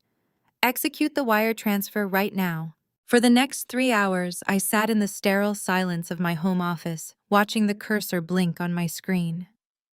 I visualized Marcus sweating in a county clerk's office, eagerly filing a stack of worthless, empty corporate documents. He genuinely thought he was injecting my hard-earned millions into Preston's dying company to save their luxurious facade. He had no idea that the very millions he was trying to steal were currently flying across international wires, being used to purchase the very ground he walked on. Preston Sterling had built his entire identity on the illusion of generational white wealth. He walked into my mother's house every single Sunday, dripping in unearned arrogance, looking down his nose at me, because I actually worked for a living. He thought his skin color and his tailored suits gave him a permanent pass from failure. Mama Beatrice worshipped him for it, constantly demanding that I pay the black tax to subsidize his glamorous life with my sister. They all thought they could just snap their fingers, and a successful black woman's assets would be served to them on a silver platter to cover up a mediocre white man's gross incompetence. My phone vibrated violently against the desk. It was a secure email notification from Elias. Attached was a 300-page digital document. I clicked it open, my pulse thrumming a steady, powerful rhythm against my throat. The header read, "Assignment of Deed of Trust and Promissory Notes." I scrolled rapidly down to the execution clause. First Heritage National Bank had officially relinquished all rights, titles, and interests in the commercial loans belonging to Sterling Capital. The debt had been fully and legally assigned to Obsidian Financial. I owned it. I owned every single red cent of Preston Sterling's catastrophic debt. I pulled up the exact terms of the promissory notes he had signed years ago. He had leveraged absolutely everything to build his fake empire. The commercial development sites were collateral. The luxury penthouse he shared with my sister Chloe, where Marcus had parked my Porsche last night, was collateral. Even the fleet of imported cars he loved to flaunt at the country club was tied up in the aggressive cross-collateralization clauses. If the primary note holder called the debt and Preston failed to produce the cash, the liquidations would be immediate, absolute, and utterly devastating. I leaned back in my leather chair, a slow, dangerous smile spreading across my face. Preston and Marcus were probably pouring themselves a glass of expensive bourbon right now, toasting to their successful heist. They thought they had outsmarted the system. They thought they had secured a massive financial lifeline that would keep them drinking champagne in high society for the next 20 years. They had not secured a lifeline. They had just walked blindly into a financial slaughterhouse. As the new primary note holder, I did not even have to wait for the bank's original Friday deadline. The contracts included a standard acceleration clause triggered by the unauthorized transfer of corporate equity. That was exactly what Marcus had just attempted to do by filing those fraudulent shell company papers. Marcus's desperate, greedy rush to steal my company had legally given me the exact ammunition I needed to call in Preston's entire debt portfolio immediately. I possessed the legal right to demand $12 million in cash by tomorrow morning or seize every single asset tied to the Sterling name. I picked up my phone and dialed Jordan's private line. He answered on the first ring. "It is done," I said, my voice cold and sharp as a newly forged blade. Obsidian Financial now holds 100% of Sterling Capital's debt. I could hear the predatory smile in Jordan's voice. "Excellent. I just received word from my contacts at the county clerk. Marcus officially filed the transfer of your shell company with the state 10 minutes ago. He committed corporate fraud on public record. He handed us the rope. What is our next move, Nia?" I turned my chair to look out the window at the setting sun, watching the sky turn the color of bruised plums. Tomorrow is the grand ribbon-cutting ceremony for Preston's new Oakwood Commercial Plaza. Mama Beatrice and Chloe have been bragging about it for months. They invited the mayor, the city council, and every high society investor in Atlanta. They want a massive public spectacle to celebrate their legacy and solidify their social status. I paused, letting the absolute certainty of their impending destruction settle over me like a heavy velvet cloak. Draft the foreclosure notices, Jordan. Draft the asset seizure warrants. I am going to attend that ribbon cutting tomorrow, and I am going straight to the podium. I am going to legally repossess every single thing my sister and her husband own right in front of the entire city. I did not even have the chance to finalize my outfit for the ribbon-cutting ceremony when my phone buzzed with an urgent text from Mama Beatrice. The message demanded my immediate presence at her house for an emergency family meeting. There was no explanation, just a rigid command that I was expected to drop whatever I was doing and show up. I knew exactly what this was. Marcus had officially filed the worthless shell company documents with the state, and now the thieves were gathering to officially strip the crown off my head. I checked my reflection in the hallway mirror. I wore a tailored crimson suit that screamed authority. I did not look like a woman about to be led to the slaughter.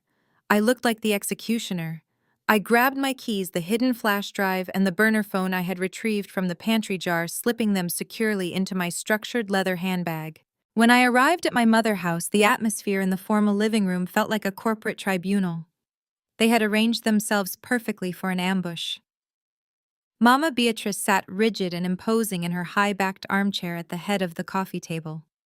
Chloe and Marcus were seated together on the plush velvet sofa. They were sitting entirely too close for two people who were supposedly just in-laws, their shoulders brushing in a sickening display of quiet solidarity. And then there was Preston. He was standing by the fireplace, leaning against the mantel with his arms crossed over his chest, looking down at the room like a colonial overseer inspecting his newly acquired plantation. Take a seat, Nia Mama Beatrice ordered, pointing to a single isolated chair placed directly in the center of the room. We have a very serious matter to discuss regarding your recent behavior and the future of this family. I walked over and sat down, crossing my legs smoothly. I kept my posture impeccably straight, resting my hands on my handbag. I looked at Marcus. He refused to meet my eyes, opting instead to stare sorrowfully at his polished dress shoes. He was already slipping into his character. Marcus came to us this afternoon deeply concerned about your mental state. Mama Beatrice began, her voice dripping with artificial suffocating pity. He told us how erratic you have been acting. The aggressive outbursts at Sunday dinner, your paranoia about Preston finances, your sheer inability to manage the stress of your own company. It is clear that you are spiraling, Nia. You are having a complete psychological breakdown. I tilted my head, looking directly at my husband. A psychological breakdown, I repeated, my voice deadly calm. Is that what you told them, Marcus? You think I am losing my mind? Marcus finally looked up, twisting his features into a mask of pure martyred agony. I am just trying to protect you, baby. You are working yourself to death. You are pushing away your own family. I could not just stand by and watch you destroy everything we built because you are too stubborn to admit you need professional help.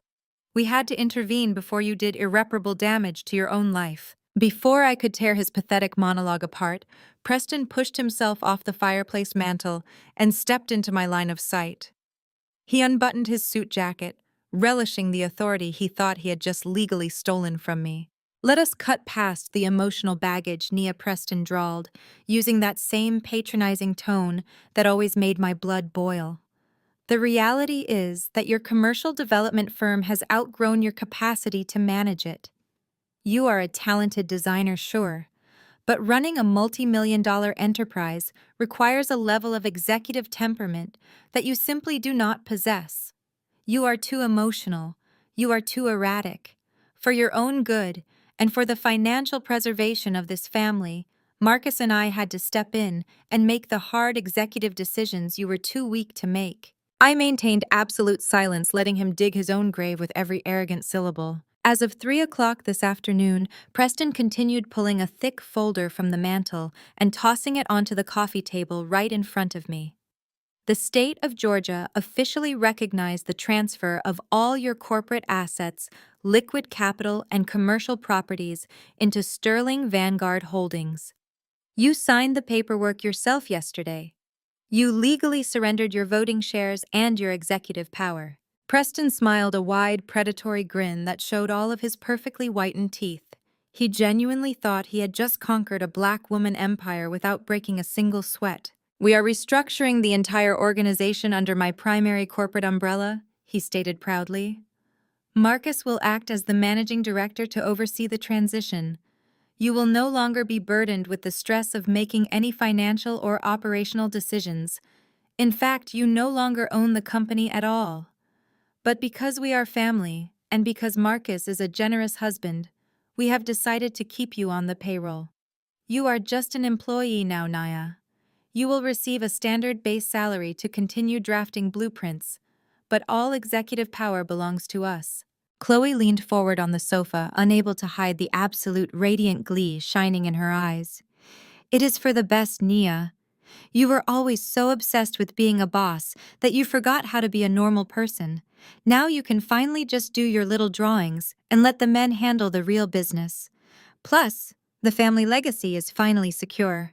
Preston and Marcus are going to take your little firm and turn it into a national powerhouse. I looked down at the folder resting on the coffee table. It was the exact same packet of documents I had signed. They were parading a hollow, empty shell corporation in front of my face, entirely convinced they had just executed the heist of the century.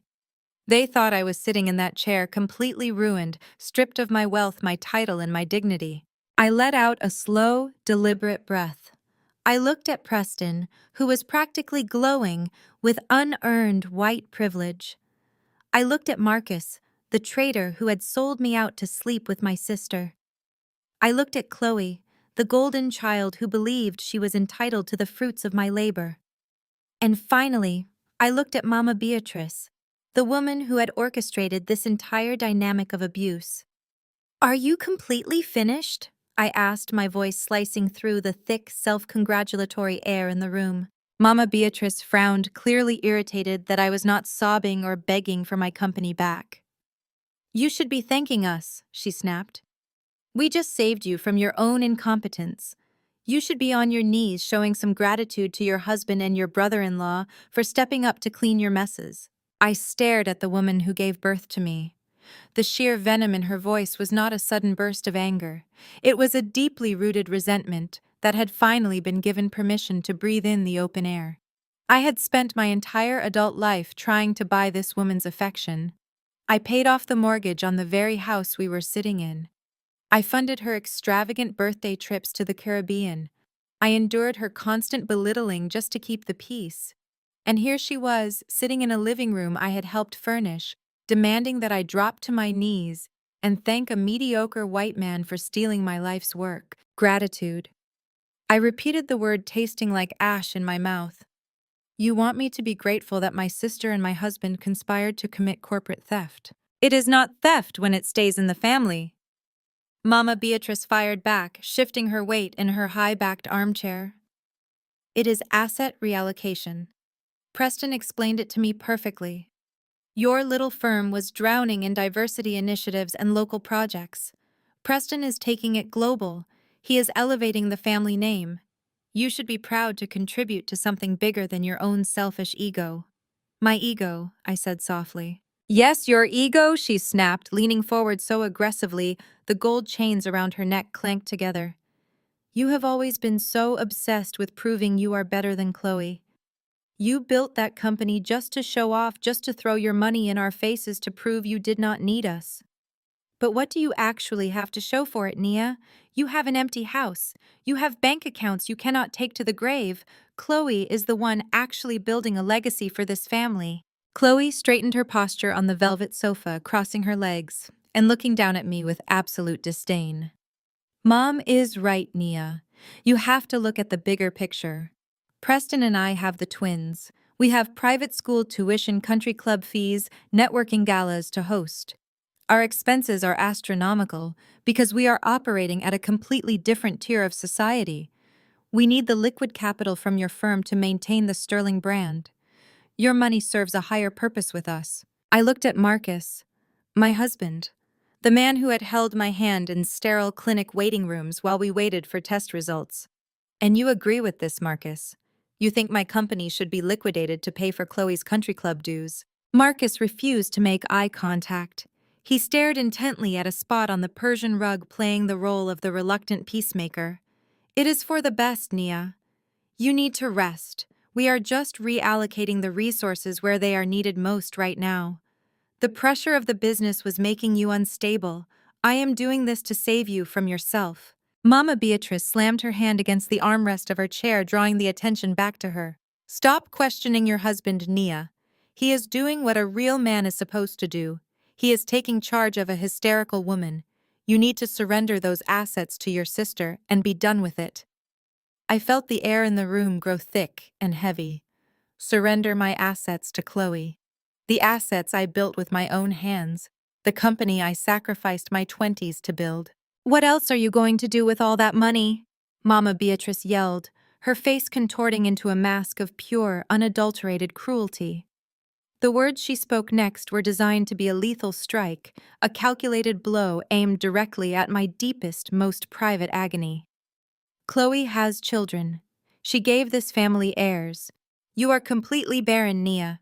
You are practically 33 years old, and your womb is a graveyard. You cannot even give your husband a child. What on earth do you need a $10 million company for?" The room went dead silent. Even Preston, who had been gloating by the fireplace, visibly stiffened. The words hit me with the force of a physical blow. The air rushed out of my lungs. I felt a sudden sharp ringing in my ears. For 3 years, Marcus and I had silently battled infertility. We had endured endless rounds of invasive treatments, agonizing hormone injections, and devastating negative pregnancy tests. Every single failure had shattered a piece of my heart. I had wept in my mother's arms after my second miscarriage, begging for comfort, seeking the warmth of maternal reassurance. She had stroked my hair and told me God had a plan. Now I realized she had simply been cataloging my trauma, filing away my greatest heartbreak to use as a weapon for this exact moment. She was weaponizing my infertility to justify stripping me of my wealth and handing it to her golden child. Because I could not produce an heir, my mother had officially classified me as a defective, worthless commodity whose only remaining purpose was to be financially harvested. I was not a daughter to her. I was just a bank account that had failed its biological duty. I looked at Chloe. She did not look shocked by the viciousness of our mother's words. She looked entirely justified. She genuinely believed that her fertility entitled her to the fruits of my relentless labor. I looked at Marcus. The man who had cried with me over those negative tests was now sitting shoulder to shoulder with the woman who was going to take my money to fund his illicit affair. He did not defend me. He did not utter a single word of protest against my mother's vicious attack. His silence was the loudest, most deafening betrayal of all. He had traded our vows, our shared grief, and my dignity for a seat at Preston's collapsing table. I sat frozen in the center of the room. The cruelty was so absolute, so profoundly evil, that it stripped away the last remaining shreds of daughterly obligation I held in my heart. The lingering hope that maybe beneath the toxicity, my mother actually loved me was instantly vaporized. She did not love me. She despised me. And she was completely willing to destroy my soul if it meant keeping her white son-in-law comfortable and her golden child wealthy. The shock slowly receded, leaving behind a cold, crystalline void. They thought this emotional decimation would break me. They thought bringing up my infertility would send me spiraling into a puddle of tears, forcing me to run out of the house in shame, while they divided up my corporate accounts like vultures picking at a carcass. I took a slow, deep breath, pulling the freezing air into my lungs. My heart stopped racing. My hands resting on my structured leather handbag did not tremble. I was no longer a daughter seeking validation. I was no longer a wife hoping to save a marriage. I was the predator, and they had just willingly walked into the slaughterhouse and locked the door behind themselves. They waited for the tears. My mother sat back in her high-backed armchair, expecting me to crumble into a pathetic sobbing mess. Chloe adjusted her skirt, already preparing her fake face of sympathy. Marcus kept his eyes glued to the floor, playing the burdened husband, forced to put his crazy wife in a mental cage. Preston just smirked, waiting to collect his prize. But my eyes remained completely dry. I did not shed a single tear. I did not gasp for air or beg for their understanding. The absolute stillness in my body caused the smug satisfaction in the room to slowly curdle into confusion. I reached down and unzipped my structured leather handbag. The sharp metallic sound of the zipper echoed loudly in the quiet room. I reached inside and pulled out the heavy vintage glass jar from the top shelf of my pantry. I held it up to the light. Marcus finally lifted his head. His eyes locked onto the glass jar. I watched the exact millisecond his brain registered what I was holding. The color violently drained from his face, leaving his skin an ashy, terrified gray. His jaw dropped open, but his vocal cords completely paralyzed. "What on earth is that?" Mama Beatrice demanded, her voice shrill with irritation. "Why are you pulling kitchenware out of your purse in the middle of a serious family intervention?" I did not answer her. I lifted the heavy glass jar high above my head and brought it down with blinding, merciless force directly onto the center of my mother's custom glass coffee table. The explosion of shattering glass ripped through the living room like a bomb. Thousands of jagged shards flew across the Persian rug. Mama Beatrice shrieked, throwing her hands over her head and jumping back in her chair. Preston shouted a curse, stumbling backward toward the fireplace. Chloe screamed and curled into a tight ball on the sofa to shield her face. "Have you lost your absolute mind?" Mama Beatrice roared, recovering from her shock. "You are destroying my house." I ignored her completely. From the glittering wreckage of shattered glass on the table frame, I picked up the cheap black burner phone. Marcus lunged forward, his hands reaching out in a blind panic. "Nia, no!" he shouted, his voice cracking with pure terror. "Give that to me right now." I held up my free hand, pointing a single commanding finger straight at his chest. I did not raise my voice, but the lethal authority in my tone stopped him dead in his tracks. Take one more step toward me, Marcus, and I will have you arrested for assault before you can even blink. Sit down. He collapsed back onto the velvet sofa, his breathing heavy and ragged, looking exactly like a man stepping up to the gallows. What is going on? Preston demanded, his arrogant posture faltering as he looked back and forth between my terrified husband and the burner phone in my hand. What is that phone? I unlocked the screen effortlessly. Marcus had been so unbelievably arrogant, so confident in his ability to hide his second life, that he had not even bothered to set a passcode. I navigated straight to the voice memo application. Marcus always recorded his business calls to protect himself in financial disputes. He was just too careless to turn the automatic recording feature off when he used his secret phone. This I announced to the room, making sure my voice carried into every corner, is the actual sound of your family legacy. I turned the volume up to maximum and pressed play. The audio quality was crystal clear. The room was instantly filled with the heavy, unmistakable sound of skin slapping against skin, accompanied by the frantic, breathy gasps of two people tangled in a bed. Then a voice rang out from the speaker. It was high-pitched, desperate, and moaning my husband's name. Oh God, Marcus, yes, right there.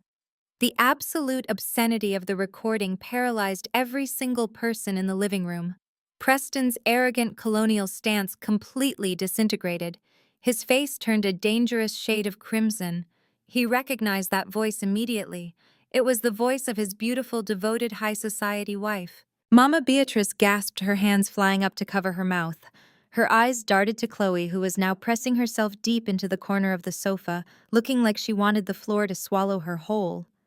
But the recording did not stop at their repulsive intimacy. The heavy breathing on the audio eventually slowed, giving way to the rustle of hotel sheets. Then Chloe's voice came through again, sharp and calculating.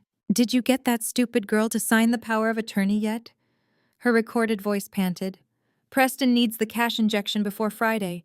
The bank is breathing down his neck. If we lose the penthouse, I am going to lose my mind. Marcus's deep, rumbling chuckle echoed from the speaker, filling my mother's living room with the sound of pure betrayal. Do not worry about Preston's miserable portfolio, baby. Nia is so exhausted she will sign anything I put in front of her. She thinks it is a protective family trust. We will merge her assets into the holding company, drain her liquid capital to save your husband's sinking ship, and once the dust settles, we will finally have the capital to leave them both behind. Just play along at Sunday dinner. I have everything under control. I pressed pause. The silence that slammed into the living room was deafening. It was so quiet I could hear the rapid, shallow breathing of my sister and my husband. The illusion of the perfect sterling empire was entirely obliterated.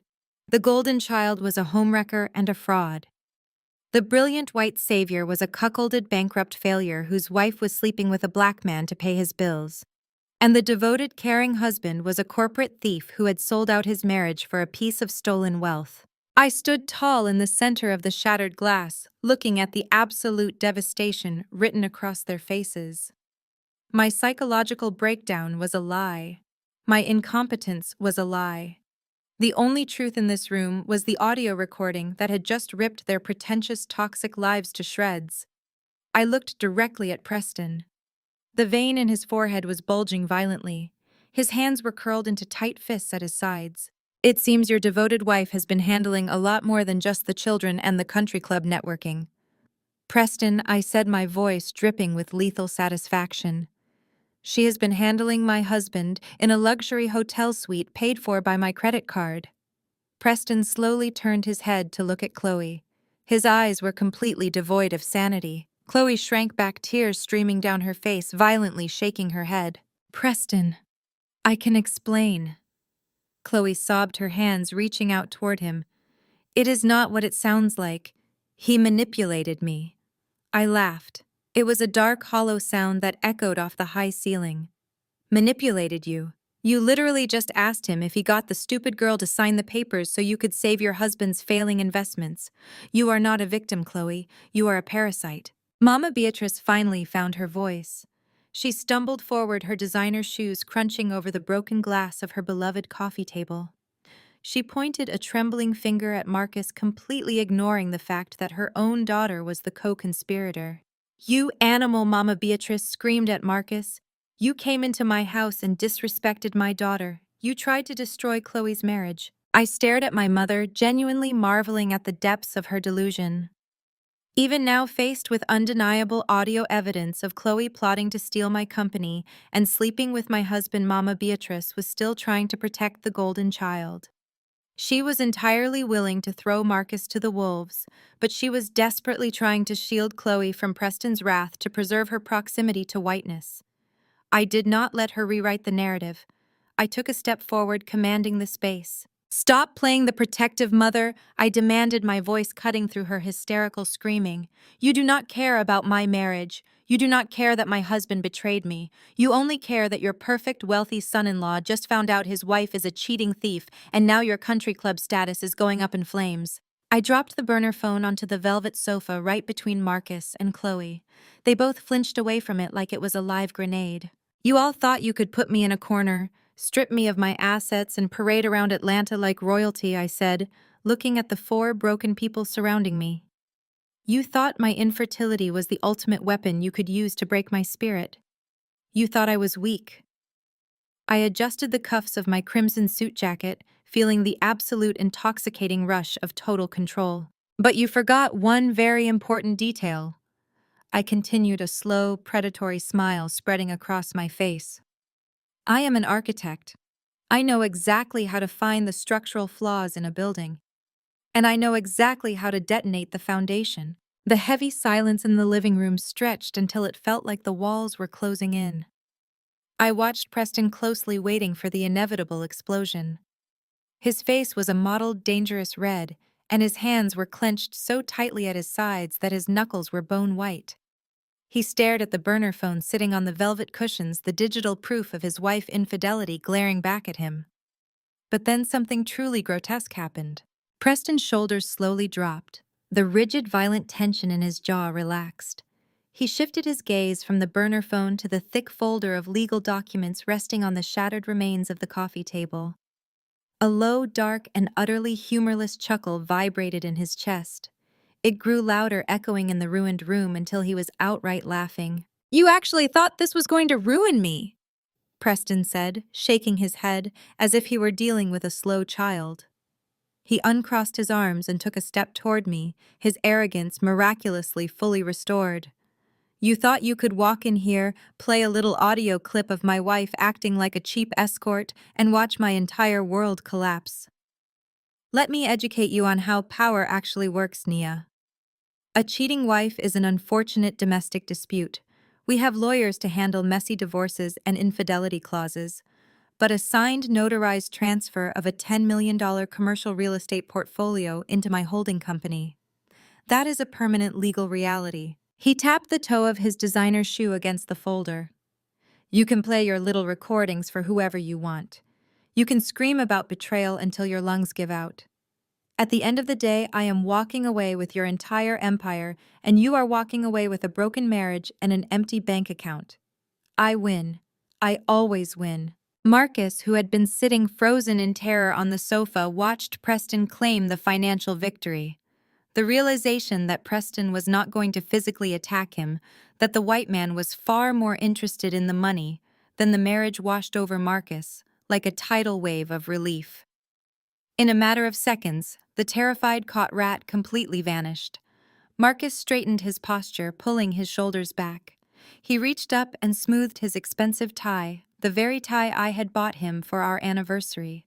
When Marcus looked at me, the mask of the loving, concerned husband was entirely gone. His eyes were cold, flat, and filled with a resentful malice he had clearly been hiding for years. "Preston is right," Marcus sneered, leaning back against the velvet cushions with an audacity that was breathtaking. "You brought this entirely on yourself, Nia. You were always so obsessed with your blueprints, your construction sites, and your absolute need to control everything. You emasculated me every single day by acting like you were the king of the castle. I had to look elsewhere for a woman who actually knew how to appreciate a man." Chloe, seeing that her husband and her lover had successfully pivoted the conversation back to money and misogyny, instantly dropped her tearful victim act. She wiped her face, sitting up straight and crossing her legs. The smug, entitled superiority rushed right back into her features. "You could not give him what he needed, Nia," Chloe said, her voice dripping with cruel satisfaction. "I gave him the affection you were too busy to provide. And honestly, this asset transfer is simply the universe correcting a mistake. You do not need millions of dollars. You cannot even have children. You are a barren workaholic. That money belongs with my family, where it can actually be used to build a generational legacy for my twins. You should consider this your final contribution to the people who tolerated you for all these years." I turned my head slowly, looking at Mama Beatrice. My mother had just listened to her son-in-law confess to stealing my company. Her daughter confessed to sleeping with my husband. And my husband blamed me for his own infidelity. I waited to see if there was a single ounce of maternal instinct left in her soul. Mama Beatrice crossed her arms, looking at me with pure, unfiltered disdain. "You should be ashamed of yourself for secretly recording people, Nia. That is exactly the kind of deceptive, untrustworthy behavior that proves you are mentally unfit to handle wealth. Preston is the legal owner of your firm now. You need to accept your place. If you apologize and behave, maybe he will still let you work as a junior drafter so you can pay your rent." The absolute lack of humanity in that room was astounding. They were not just greedy. They were fundamentally broken, toxic people who fed off the destruction of others to sustain their own illusions of grandeur. They thought they had backed me into a corner. They believed with every fiber of their being that they held all the cards, that I was standing in front of them completely defeated, humiliated, and stripped of my life work. I did not scream. I did not throw another glass jar. I simply stood up. My movements were smooth, unhurried, and perfectly controlled. I reached down and picked up my structured leather handbag, snapping the gold clasp shut. I looked at Preston, whose chest was puffed out in a display of triumphant white privilege. I looked at Marcus, the cheating coward who thought he had secured a golden parachute. I looked at Chloe, the sister who believed her fertility made her a queen. And I looked at Mama Beatrice, the woman who had sold her own daughter to the highest bidder. "You are entirely correct about one thing, Preston," I said, my voice eerily calm, carrying the distinct sharp edge of a blade being drawn from its sheath. A signed legal document is indeed a permanent reality. I reached up and slowly buttoned the center button of my crimson suit jacket. I smoothed the lapels, standing tall, letting the full weight of my presence fill the shattered living room. Preston smirked, pointing toward the foyer. "Now that we understand each other, you are trespassing on my family time. Leave your house keys and the keys to the Porsche on the entryway table. They belong to Sterling Vanguard Holdings now. Get out of the house right now." I offered him a smile that did not reach my eyes. A cold, hollow smile that made his smug expression falter for just a fraction of a second. "Enjoy your victory tonight, Preston," I said softly. "Drink my mother expensive liquor. Celebrate your brilliance. I will leave you all to your celebrations." I turned on my heel, the sound of my designer shoes crunching over the broken glass as I walked toward the heavy oak front door. I paused with my hand on the brass doorknob and glanced over my shoulder one final time. "Oh, and Preston," I added, my tone light and conversational, "make sure you wear your absolute best suit tomorrow. I will see you and the rest of this family at the grand ribbon cutting ceremony for your Oakwood commercial project in the morning." Preston let out a sharp, mocking bark of laughter. "You are not invited to the Oakwood ceremony, Nia. Employees do not get to stand on the executive stage. Security will throw you out before you even reach the parking lot." I just smiled, pulled the heavy oak door open, and stepped out into the cool Atlanta evening. "You cannot throw out the owner," I whispered to the empty air, the heavy door clicking firmly shut behind me. The crisp morning air of Atlanta did nothing to cool the fire burning in my veins as I parked my car 2 blocks away from the Oakwood Commercial Plaza. The development was a sprawling, pretentious monument to Preston's ego, built with glass steel and a mountain of toxic debt. Today was supposed to be his crowning achievement. The grand ribbon cutting ceremony was heavily publicized, designed to signal to the entire city that Sterling Capital was an untouchable powerhouse. I stepped out of my car, smoothing the lapels of my tailored white suit. I chose white intentionally. It was the color of a blank slate, the color of a complete erasure. I walked toward the plaza, blending perfectly into the periphery of the massive crowd. Preston had spared no expense, using the very last drops of credit he could scrape together to put on a flawless show. A massive white tent was set up in the central courtyard, shielding the guests from the Georgia sun. Waiters in crisp black uniforms circulated with silver trays of champagne and hors d'oeuvres. The guest list was a highly curated collection of Atlanta's elite. There were city council members, local politicians, and dozens of wealthy white investors laughing and shaking hands. And right there, standing center stage on a raised platform behind a thick red velvet ribbon, was my family. They had seamlessly slipped their masks back on completely, burying the explosive, horrific truths that had shattered our mother's living room just 12 hours prior. Mama Beatrice stood off to the side, draped in a custom emerald green dress, with a matching wide-brimmed hat. She was beaming with aggressive pride, sipping her champagne and nodding at the wealthy white investors passing by. She looked absolutely thrilled to be adjacent to such concentrated generational wealth, completely ignoring the fact that her daughter's marriage and her family's integrity were lying in ruins. Chloe stood right next to Preston, playing the role of the devoted, adoring, high society wife to absolute perfection. She wore a designer blush pink dress, her hair perfectly blown out, smiling brightly for the flashing cameras of the local press. If you looked closely, you could see the rigid tension in her shoulders, the way she kept a small physical distance between herself and Preston. But to the untrained eye, she was the picture of marital bliss. And then there was Marcus. My treacherous, opportunistic husband was standing right there on the platform with them. He puffed his chest out proudly, wearing a brand new navy suit, mingling with the investors as if he belonged in their ranks. The sheer audacity of him standing shoulder to shoulder with the man whose wife he had been sleeping with was staggering. Greed had bonded them together in a grotesque brotherhood. They both believed that the forged documents Marcus filed yesterday morning had officially secured their financial salvation. They thought they had successfully harvested my entire life's work. Preston tapped the microphone, the sharp feedback silencing the crowd. He stepped up to the podium, flashing a charismatic, blindingly white smile. The cameras flashed rapidly as he looked out over the sea of wealthy elites. Thank you all for being here today, to witness the realization of a profound vision. Preston's voice boomed over the high-end speaker system, dripping with unearned authority. Oakwood is not just a commercial plaza. It is a testament to perseverance, to navigating difficult economic climates, and coming out stronger on the other side. He paused, placing a loving, possessive hand over Chloe's. I could not have built this empire without the unwavering support of my beautiful wife Chloe and the incredibly solid foundation of our family. In business, you face constant challenges.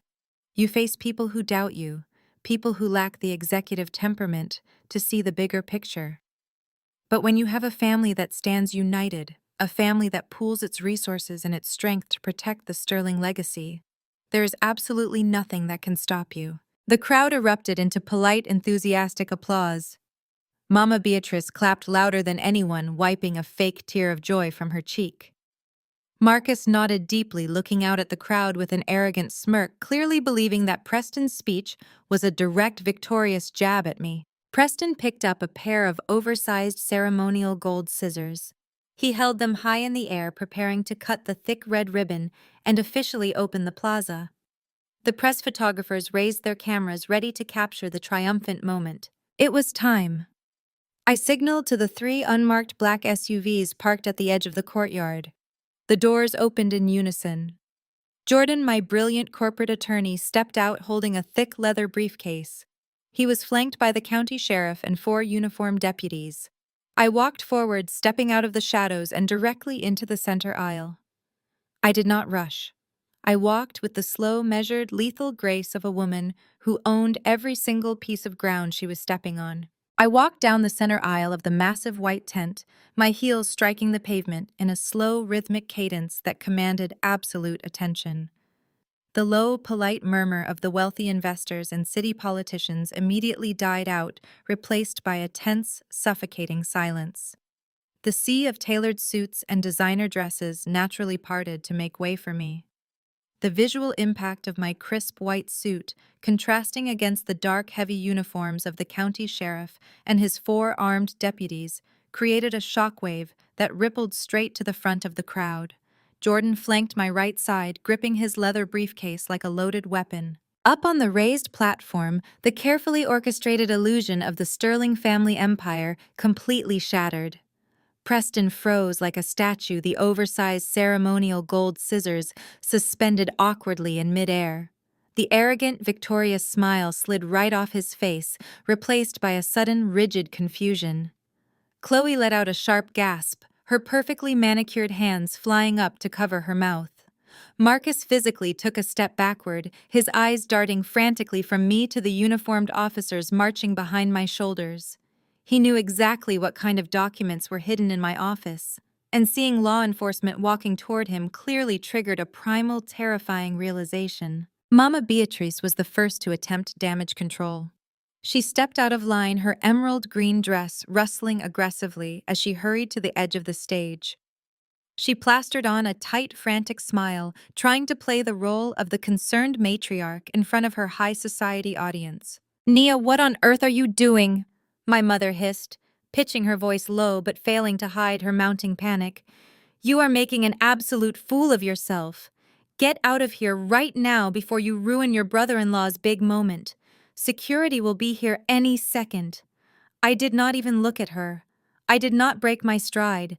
I kept my eyes locked dead onto Preston. Preston dropped the gold scissors. They hit the wooden stage with a loud, hollow thud.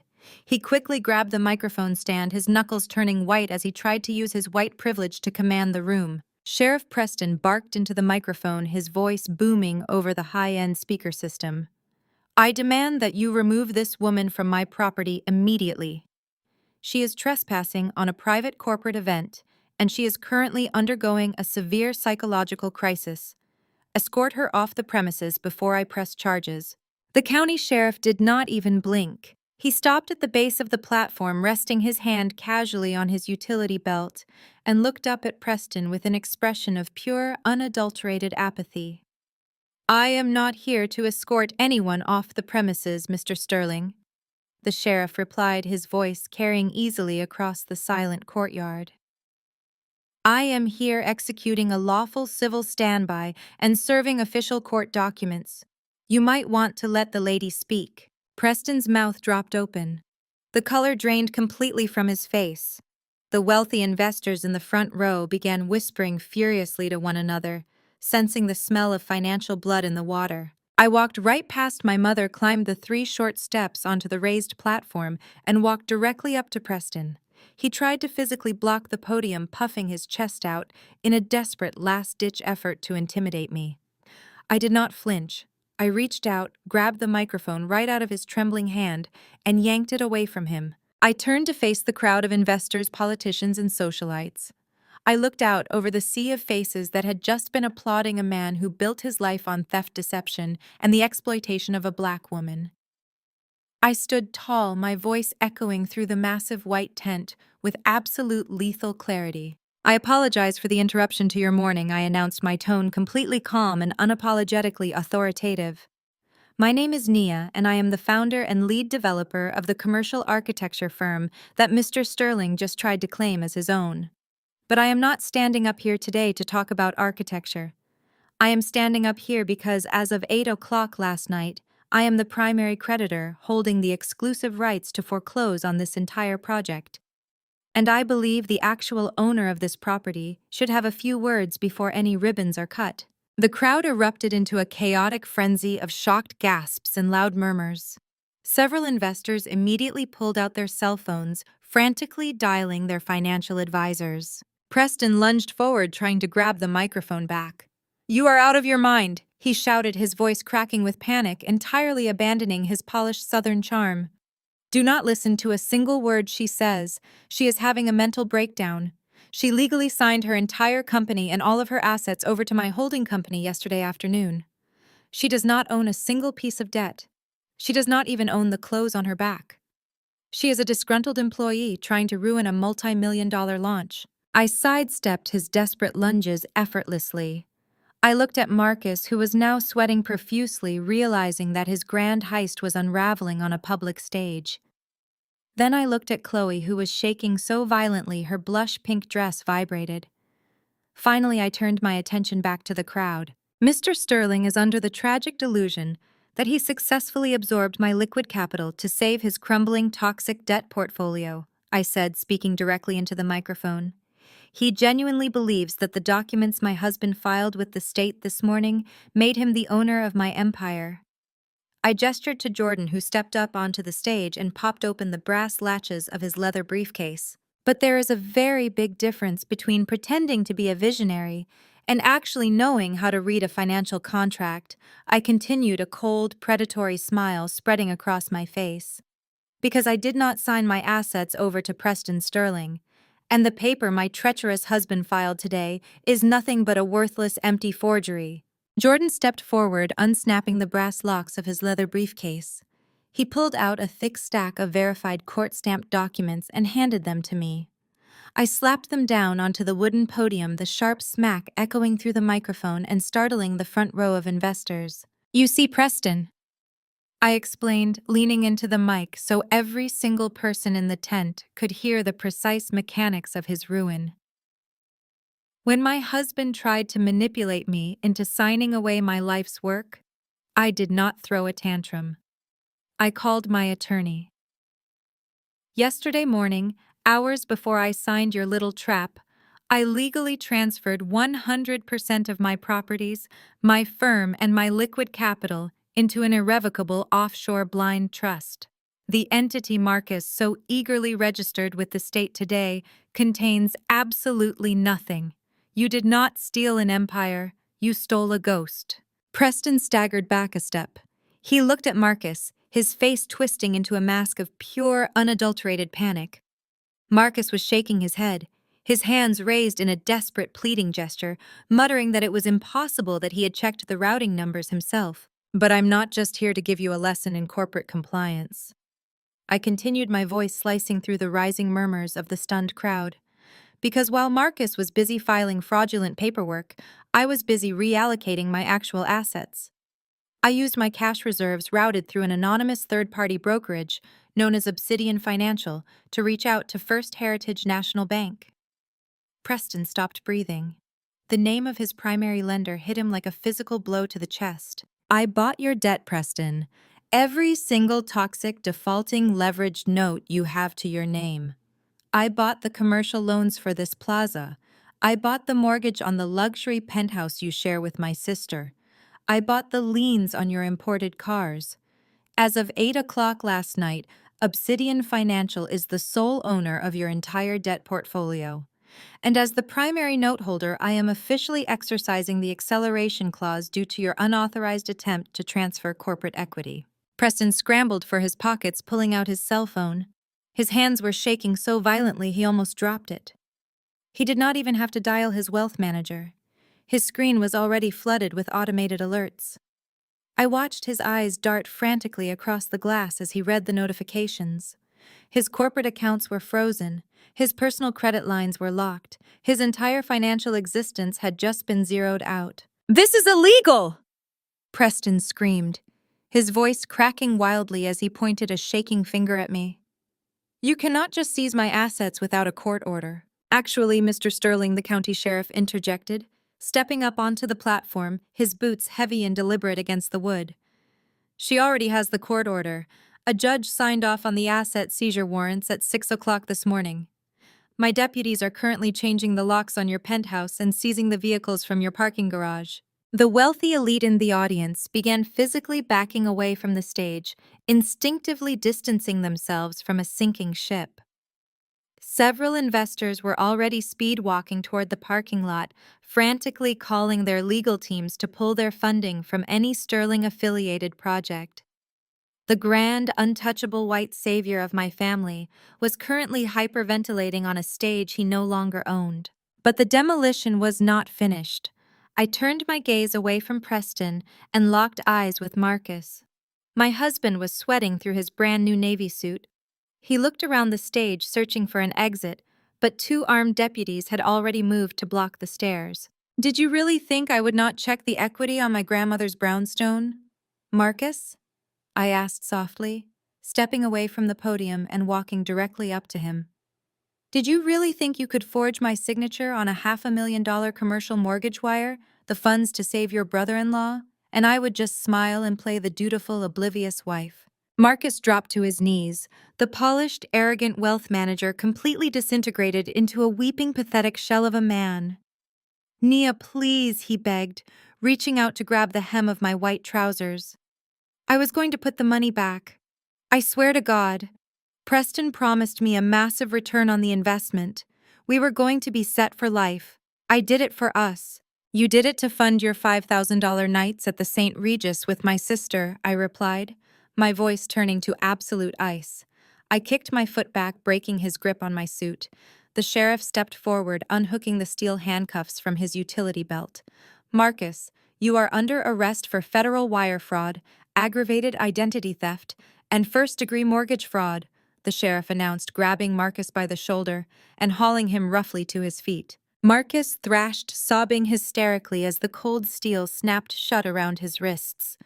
He looked desperately at Mama Beatrice, begging her to do something, begging her to use her influence.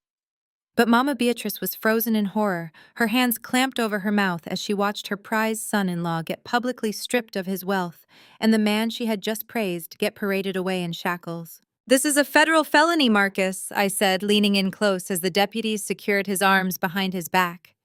You used a digital notary across state lines to steal an inheritance from a black woman. You are not going to a minimum security resort for white-collar criminals. You are going to federal prison. Chloe finally broke. She let out a blood-curdling, guttural scream, dropping to her knees on the stage. She grabbed her designer hair, sobbing violently as the reality of her new life crashed down on her. Her luxury penthouse was gone. Her stolen money was gone.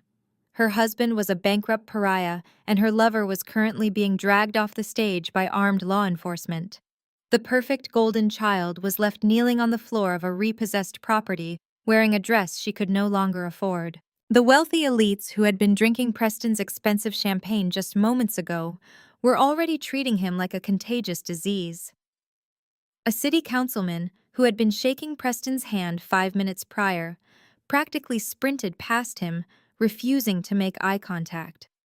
Investors turned their backs as Preston reached out to them, ignoring his desperate, frantic pleas for a bridge loan. The social death of Preston Sterling was absolute and instantaneous. He was a bankrupt fraud standing on a stage he no longer owned, and high society was washing their hands of him in real time. Armed deputies marched Marcus down the side steps of the platform. Chloe wailed, the sound raw and pathetic, reaching out with trembling hands for the man who had just blown up her marriage and her bank account. Marcus did not even look at her. He kept his head down, utterly destroyed by the realization that his greed had just earned him a federal prison sentence. Mama Beatrice watched her golden child weeping on the wooden floorboards. Then she looked at the federal agents leading her favorite son-in-law toward a squad car. Finally, her eyes locked onto me. The gears in her mind turned with terrifying speed. She realized instantly that the Sterling Empire was dead, and the only person left with a single dime to her name was the daughter she had spent 32 years trying to break. Mama Beatrice scrambled across the stage, her emerald green dress catching on a stray microphone cable. She shoved right past her sobbing golden child and grabbed my arm. Nia, my sweet girl, she cried, forcing a thick layer of fake maternal panic into her voice. You have to help us. We can fix this. You are my brilliant daughter. You have the money. Just clear the debt and we can keep the family together. Please, baby, do not do this to your own blood. I looked down at her hands gripping the sleeve of my pristine white suit. I did not pull away immediately. I let her hold on for just a second, letting her feel the absolute freezing detachment radiating from my posture. Then I smoothly reached into my structured leather handbag. I bypassed the encrypted flash drives and the offshore bank statements. I pulled out a single crisp $20 bill. I gently pried my mother's trembling fingers off my jacket and pressed the green paper directly into her palm. "Here is your black tax for this month, Mom," I said, my voice projecting clearly over the chaos of the collapsing stage. "Buy Chloe a cheap box of tissues. From this second forward, I do not have a family." Mama Beatrice stared down at the $20 bill in her hand, her mouth opening and closing without a single sound coming out. The realization that she had successfully alienated her only remaining lifeline finally broke her. She sank to her knees beside my weeping sister, clutching the crumpled cash to her chest. I turned my back on the wreckage. I walked down the center aisle of the tent, my heels clicking a final victorious rhythm against the pavement. I did not look back. Outside the courtyard, my private driver was holding the door open to my matte black Rolls-Royce. I stepped into the plush leather interior and settled back into the seat. Through the tinted window, the scene played out exactly as I had designed it. I watched the police load Marcus into the back of a squad cruiser. I watched Preston standing completely alone in a sea of empty chairs, abandoned by the white elite he worshipped. I watched my mother and sister kneeling in the dirt of a repossessed property. The driver closed the door, sealing away their screaming and their ruin. As the heavy car pulled away from the curb, a slow, deeply satisfied smile spread across my face. They thought they could bury me under the weight of their entitlement. They did not realize I was the one who designed the tomb.